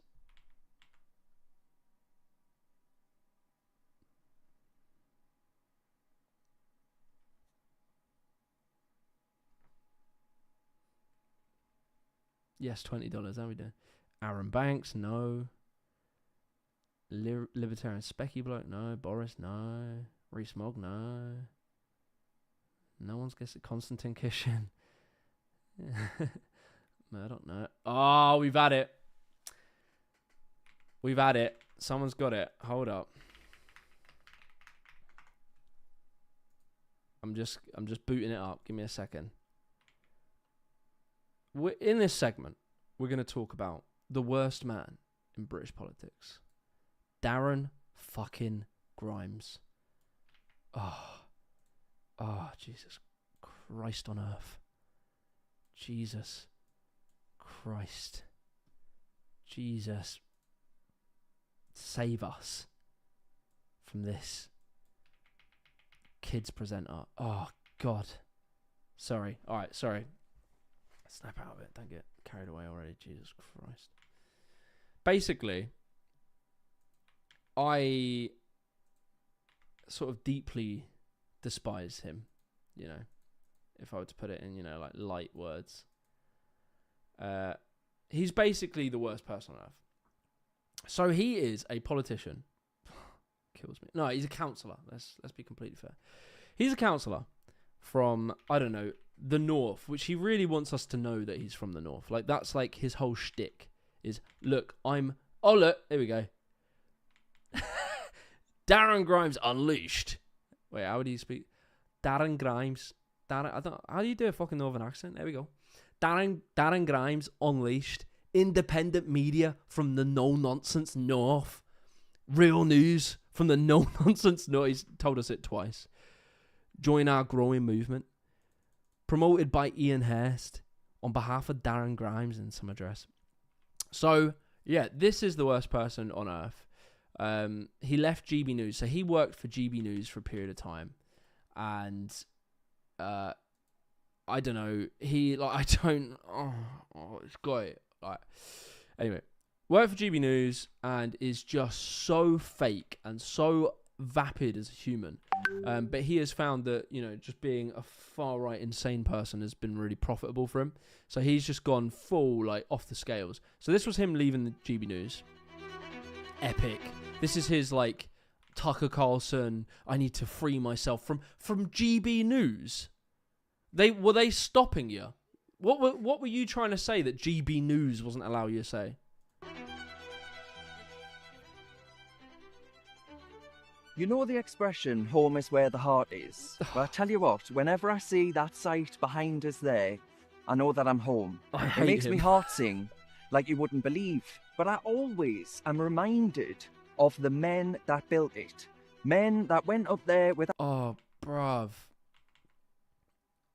I can't do the accent. Men that built it.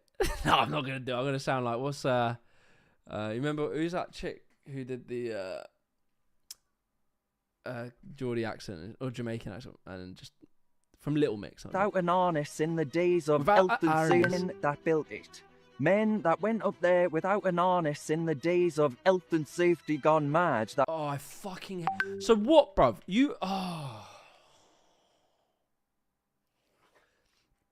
Am I to deduct that Darren Grimes believes that we shouldn't enforce health and safety standards that require people to wear a harness when they go and climb? What are you on about? You know, there are countries that still do that, right? I went to Bali and I remember just seeing fucking bro sitting on like a bar across like 20 feet, like 30 feet up. Easily could die. What does he want? I know he's not making that his policy position, but he's glorifying that. That was a fucking shit time. That was a time where people died. These lot were paid pennies and would die at work quite a lot. Glorifying this period of time. Because that was when men were men. From Darren Grimes, the least masculine man I think the earth has ever experienced. Without an harness in the days Harness. of health and safety gone mad that we know today. And I tell you what, they built it a hell of a lot quicker than the council intend on repairing it. They're men that would have known the Great War. They're men that would have known World War II. They're men that worked tirelessly to hand down an inheritance that secured a better lot for you and for I. Bruv, you're a right winger. You're talking about people that came back from war and pushed for the post-war consensus. These are the people that wanted to tax rich people. They taxed rich people at like 90% so that they could fund social housing, the NHS and school education. You stand completely against their politics and you're like lionizing them because they went up a fucking scaffold without a harness. We have it quite comfortable today, but I'm afraid to say it's an inheritance that our political class have utterly squandered. You go around Britain today, and there are so many parts of it that are rendered utterly unrecognisable. It's a bit of a scary time, I won't lie to you. It's scary for me. It's scary for our country. That's why... He didn't do country. He said country. I want to do my part in building a movement that stands up to this, that fights back. Against what? You've not... There's no, like, specific thing. He's just said a political class. He's not said what. Like, what are you going to do differently? Just different bros in there. You got no, like, actual... consistent, like some theory of what economic things we need to do differently. Oh, I hate him so. I hate him so much. Okay, so this one. So he basically every single day of his life just posts really like far right shit or just absolute misinformation. Every single day. This one. When did Greg's require large padlocks to combat mass theft? This life come to blood clot teeth. Now the fuck them a bike like pan in a Greeks in a for the fridge. The blood clot. Okay, so that's one. You know what? As well, I bet you people complain about the Jamaican geezer there.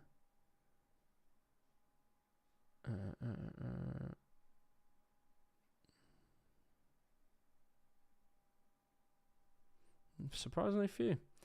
Here we go. Something about asylum seekers. This one was funny the other day. I'm really pleased the BBC had this illustration made using our money. I was very confused without it, and it's like a explanation of smoke signals that are used to show the Pope, right? So on the website, probably on a news article, it was like, when the Pope's here, when they choose a Pope, it's this colour or this colour. He's upset about that because this graphic costs taxpayer money. So what I can conclude is that he wants the BBC to be a white background with black text on it. You can't do anything because it's a waste of taxpayer money. Paying the illustrator whatever his pittance he gets a year is. This was a step too far for Darren Grimes. Too much money spent on graphics here. Way too much. And I think one comment at the talk, I said, talk about wealth inequality, you pussy, because he never talks about that. But then someone says, this is why you probably should attend your DEI training, Crafty. These things aren't for you. They're for people who learn visually or have specific learning difficulties. The BBC attempts to cater for everyone, even those with disabilities and less able people that you and Reform clearly hate. So every single day he's posting some absolute just nonsense. And he really hates Muslims and sort of brown people, it seems. Net Zero apparently hates that as well now. And he is just... It's not... You know what the worst thing about him is, right? I can respect Nigel Farage to some degree. Good, you might think. India, very, very important. Because at least Nigel Farage has an ounce of, like, charisma. You can understand why people like him. But I do not, for 2 seconds, understand why people like Darren Grimes. There we go. An AI picture Here we go. Just insane. New taxpayers are now footing a $5 million a month bill to house Afghans who've been refused asylum. They can't be deported. They clog up, blah, blah, blah. It's written by ChatGPT. I know, because I sometimes do that. Just being honest. Taxpayers face $5 million a month to build a house for Afghan refused asylum. And they've just AI'd a picture of just Afghans to just make you feel a little uncomfortable. And look at their luxury house. Do you know a single house in this country that looks like that? If you do, I'm telling you it's not where these Afghans are being put up, bruv. I'm telling you that now. But, like, yeah, he's so hateable. So this is him, right? Apparently, I think he won, which kills me to say. But I think he won a council seat. And this is him talking about it. And I'm just giving you a trigger warning. This guy is an absolute cunt. County Durham runs through my family tree almost as much as Cole once did. I guarantee he's pro-Thatcher. I guarantee it. And he's talking about the coal mines. Almost as much as Cole once did. Yeah. Nigel Farage, the man he is pictured next to right there, once claimed that Thatcher is his biggest hero. Farage, Thatcher, hero.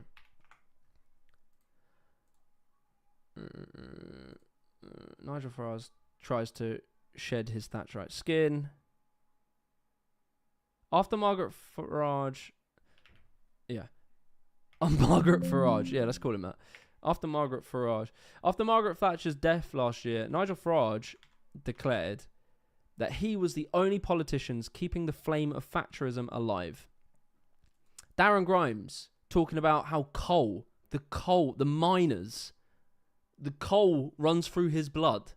Pictured with Farage, who says he's the only person keeping Thatcher's flame alive. You just couldn't get more ironic than that. Runs through my family tree almost as much as Cole once did. I was brought up here, educated here. This is where brave, selfless men risked everything, in the mines, on the battlefield, to hand us the inheritance we have today. An inheritance our politicians recklessly vandalise. Labour and the Tories failed with. They've taken were for granted, ignored and forgotten in this precious corner of England.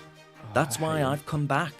I left. So he does this little super cringe intro about how coal runs through his blood or something like that, which I would get checked. But then he does a little speech here. I think it's very cute. The media world in London to return I'm here. sure he forces his accent. There's no way a human actually speaks like that. He sounds like an American who's trying to sound like a Geordie. And fight for what they built, for what's ours. Because, my friends, Britain, in almost every respect imaginable, is in desperate need of reform. No. Now, the MP... All right, just prepare yourself here, lads, because this will probably, like, kill part of your soul. So if you don't want part of your soul killed, just turn it off now, I'll be honest. Is in desperate need of reform. Now, the MP, Luke Akehurst, he's been out and about in this part of the world. I think, actually, we've given Labour the willies. Mm.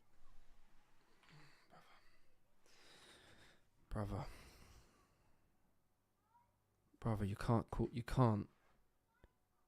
say the willies. You obviously can't say the willies. That's crazy.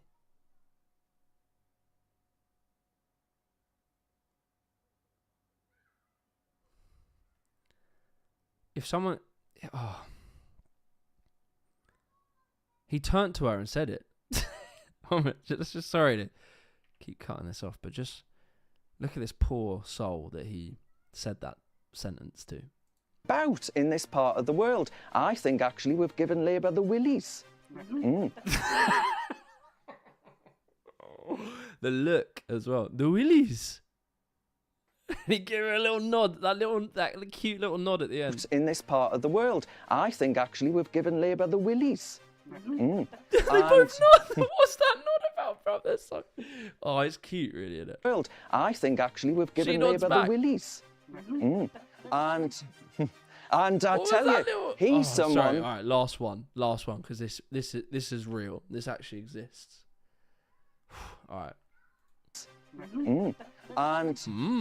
And I tell you, he's someone that's from Oxford, right? So I think actually, to a certain extent, folks, I'm surprised he even remembered that we're here. He's an MP that was parachuted in by Labour Command to stand here because they take us for granted. They arrogantly assume... Does anyone in there believe that he believes a word of what he's saying? It's so fake. He's ChatGPT'd. He's wrote, how do I make working class people like me write that into a script? And he's come out with the willies and parachuted in. And it just like it's not even sort of like convincing. It's not even like you go, oh yeah, like you can see how someone. It's like this is like a bad actor.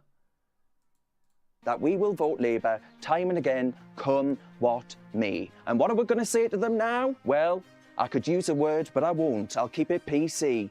But we're going to say. Oh God, he's so sorry. I keep cutting it out, but I'm struggling here.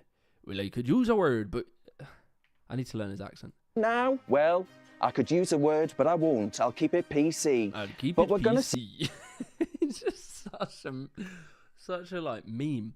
Say that we want reform, we want change, and they, on the back of their leaflets that they've been handing out, they say change begins. Anthony, we do not need a leftist Darren Grimes. I would rather us descend into fascism than have to have some iteration of this demon. I'm sorry. Change? Well, I tell you, the only change that we've had is pensioners losing their winter fuel allowance, is farmers facing inheritance taxes that mean they're going to lose their family. Look at it. God, yeah. Farms, your energy bills are going up. They're going up through the roof. Your council tax is going up. Time is ticking away from us, my friends, as a nation, as a part of the country. And I think we're going to show people the way. We're going to show people that if you vote reform, you get change. Not these charlatans telling you you're going to get change from some fella in Oxford. You're going to get change from some fella in Tanfield. I tell you that for free. I'll tell you that for free. Right, so we're going to go in. He sort of sounds Welsh, Jamaican and Geordie in one. Meet the matriarch of the family. She's brought up 4 generations of her family in this very area. Where I'm from, where she's from, and her ancestors before that as well, all in coal mining. Coal runs through the veins of this family. So we'll go listen to her and hear why, despite the fact for generation after generation her family voted Labour, she's voting reform this time. Granddad, who's this beautiful man here, he brother, you can't be dropping this beautiful man.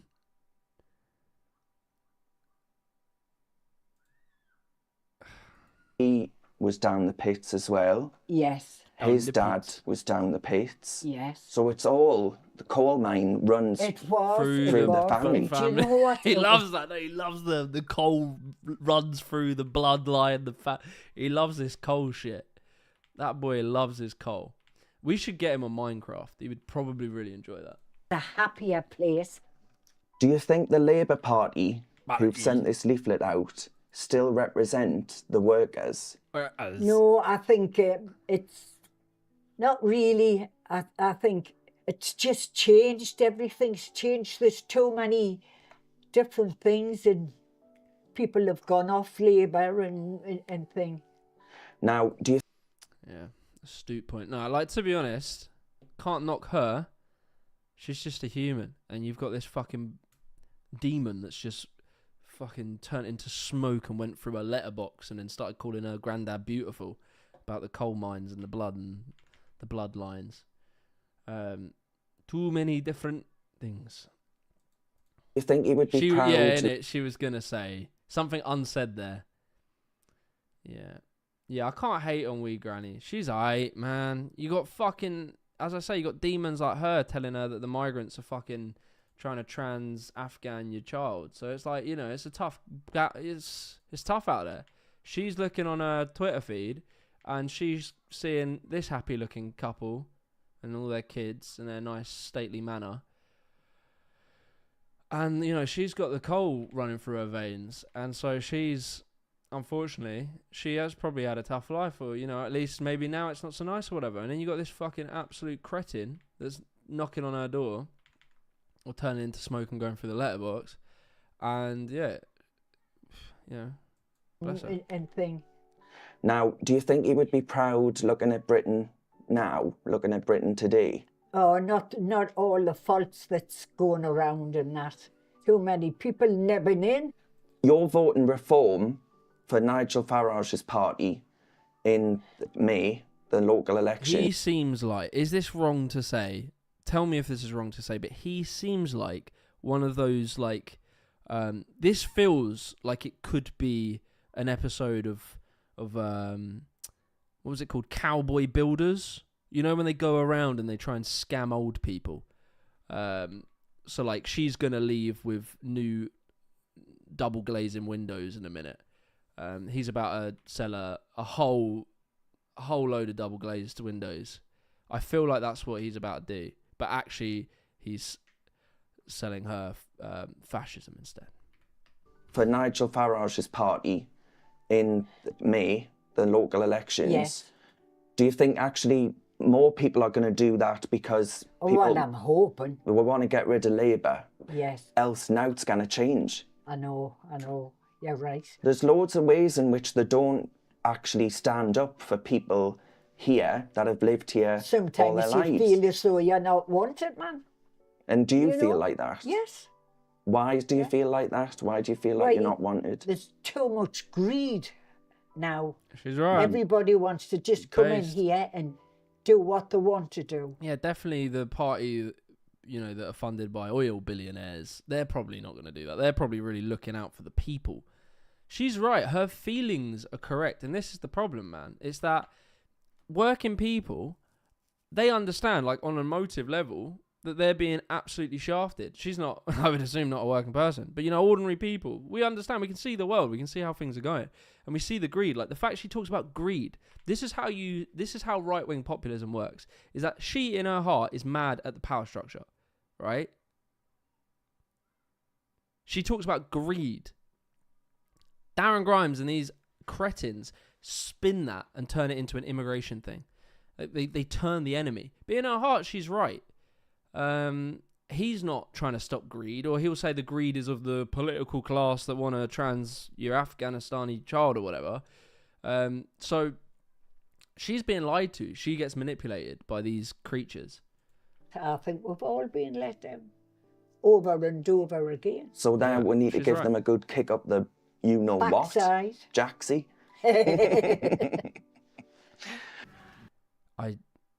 What was I going to say? Vote reform on May the 1st. It's everything. It's like the way his face even moves. I hate.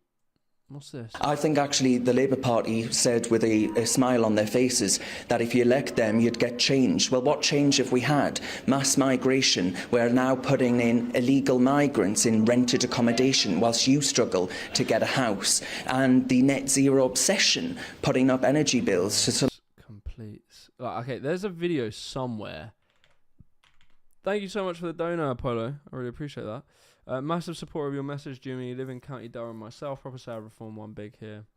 Yeah, it's very sad. Yeah, Botox. That boy is Botoxed out. There's an old video of Darren Grimes where he is young, because he used to be a lefty. Why I left the left, bruh. Where is it? There is an old video that I'm sure he has worked tirelessly to hide. He looked like, I would say, like a Tumblr kid. Oh my goodness. Okay. Well, we see ourselves as European and we see them as European, and the idea of leaving the EU and feeling like we're out of Europe is just incomprehensible. We don't want to live in a little England. We want to live in the EU. Yeah. We want our kids to. So you're sitting next to somebody who will be bristling slightly at that. absolutely. Darren Grimes from Brexit Central. Are you bristling, Darren, at I that? see myself as European too. What I don't see myself as being is part of this European superstate. I think that actually the United Kingdom, global Britain, Boris's Telegraph in his treatise in the Telegraph, is exactly the sort of vision that I think the United Kingdom should be going for. And actually, it's hard not to stress. I can't lie, it looks like me when I was like 10. I can't lie, I'm just going to be honest. I'm so glad I took a different path, bruv. Actually, how important that Brexit War Cabinet meeting was today. And it will change for generations the history, the track of this country. It's completely different, yeah. You can tell he has that accent, but he really hams it up for when he's out campaigning. My mum did cut my... kind of sus how far right and far left supporters so easily transition between two extremes. Why did they never end up as centrists and normies? Where has centrism got us? Centrism is giving us the right. Like, Labour are centrists. Do you think that's working? If you're centre between tax the rich and deport all the migrants, I don't know. That's a confusing direction and message for me. And what it goes down, and I think that should be a path in which we have an independent trade policy and get out there and into the world. Where is the old video of him? Like, he did some LGBT thing on like BBC. LGBT. It's like an old video. Has anyone got that clip? Does anyone know where it is or what I could search to find it? It was a very long time ago. Like, maybe Twitter might find it easier. Young. It's like. Oh, here we go. I'm old enough to remember when Darren Grimes was a vocal supporter of LGBT rights. There he is. But where is the clip? There's a clip of him just looking mental. Where is it? Oh, a bit of parkour. Ah, man. This is life as a gay person that wants to avoid the alphabet asylum. Okay.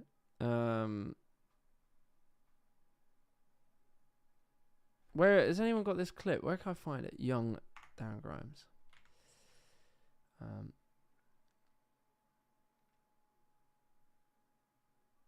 We need to take best of both worlds and what works.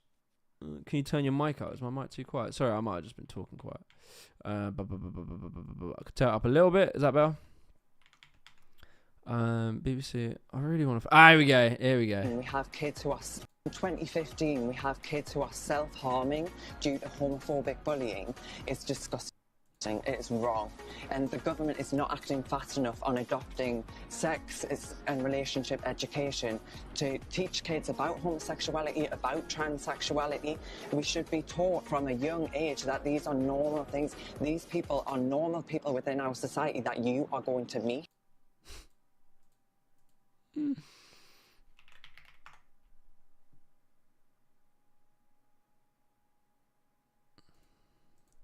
Much in the same way that political correctness meant that we ignored the stories of girls being raped by grooming gangs for fear of accusations of racism, we also missed the plight of vulnerable girls for fear of accusations of transphobia or bigotry. Some of these girls were prescribed a diet of puberty blockers, hormone treatments, and even surgical intervention. Puberty or bigotry. In 2015, we have kids who are self-harming due to homophobic bullying. It's disgusting. It is wrong. And the government is not acting fast enough on adopting sex and relationship education to teach kids about homosexuality, about transsexuality. We should be taught from a young age that these are normal things. These people are normal people within our society that you are going to meet. Some of these girls were prescribed a diet of puberty blockers, hormone treatments, and even surgical intervention. These are the words of Kira Bell, who transitioned to a trans male as a teenager, but came to regret it. So yeah, that is my least favourite man in politics. I deeply, deeply, deeply despise him. That's even like aside to his politics. I just don't like him as a person. I'm sorry if that makes me like a dick or something. But, bro, is just like insane. He's so gross. He's such a gross being. Yeah. What do you do about that? I'm gonna play an advert.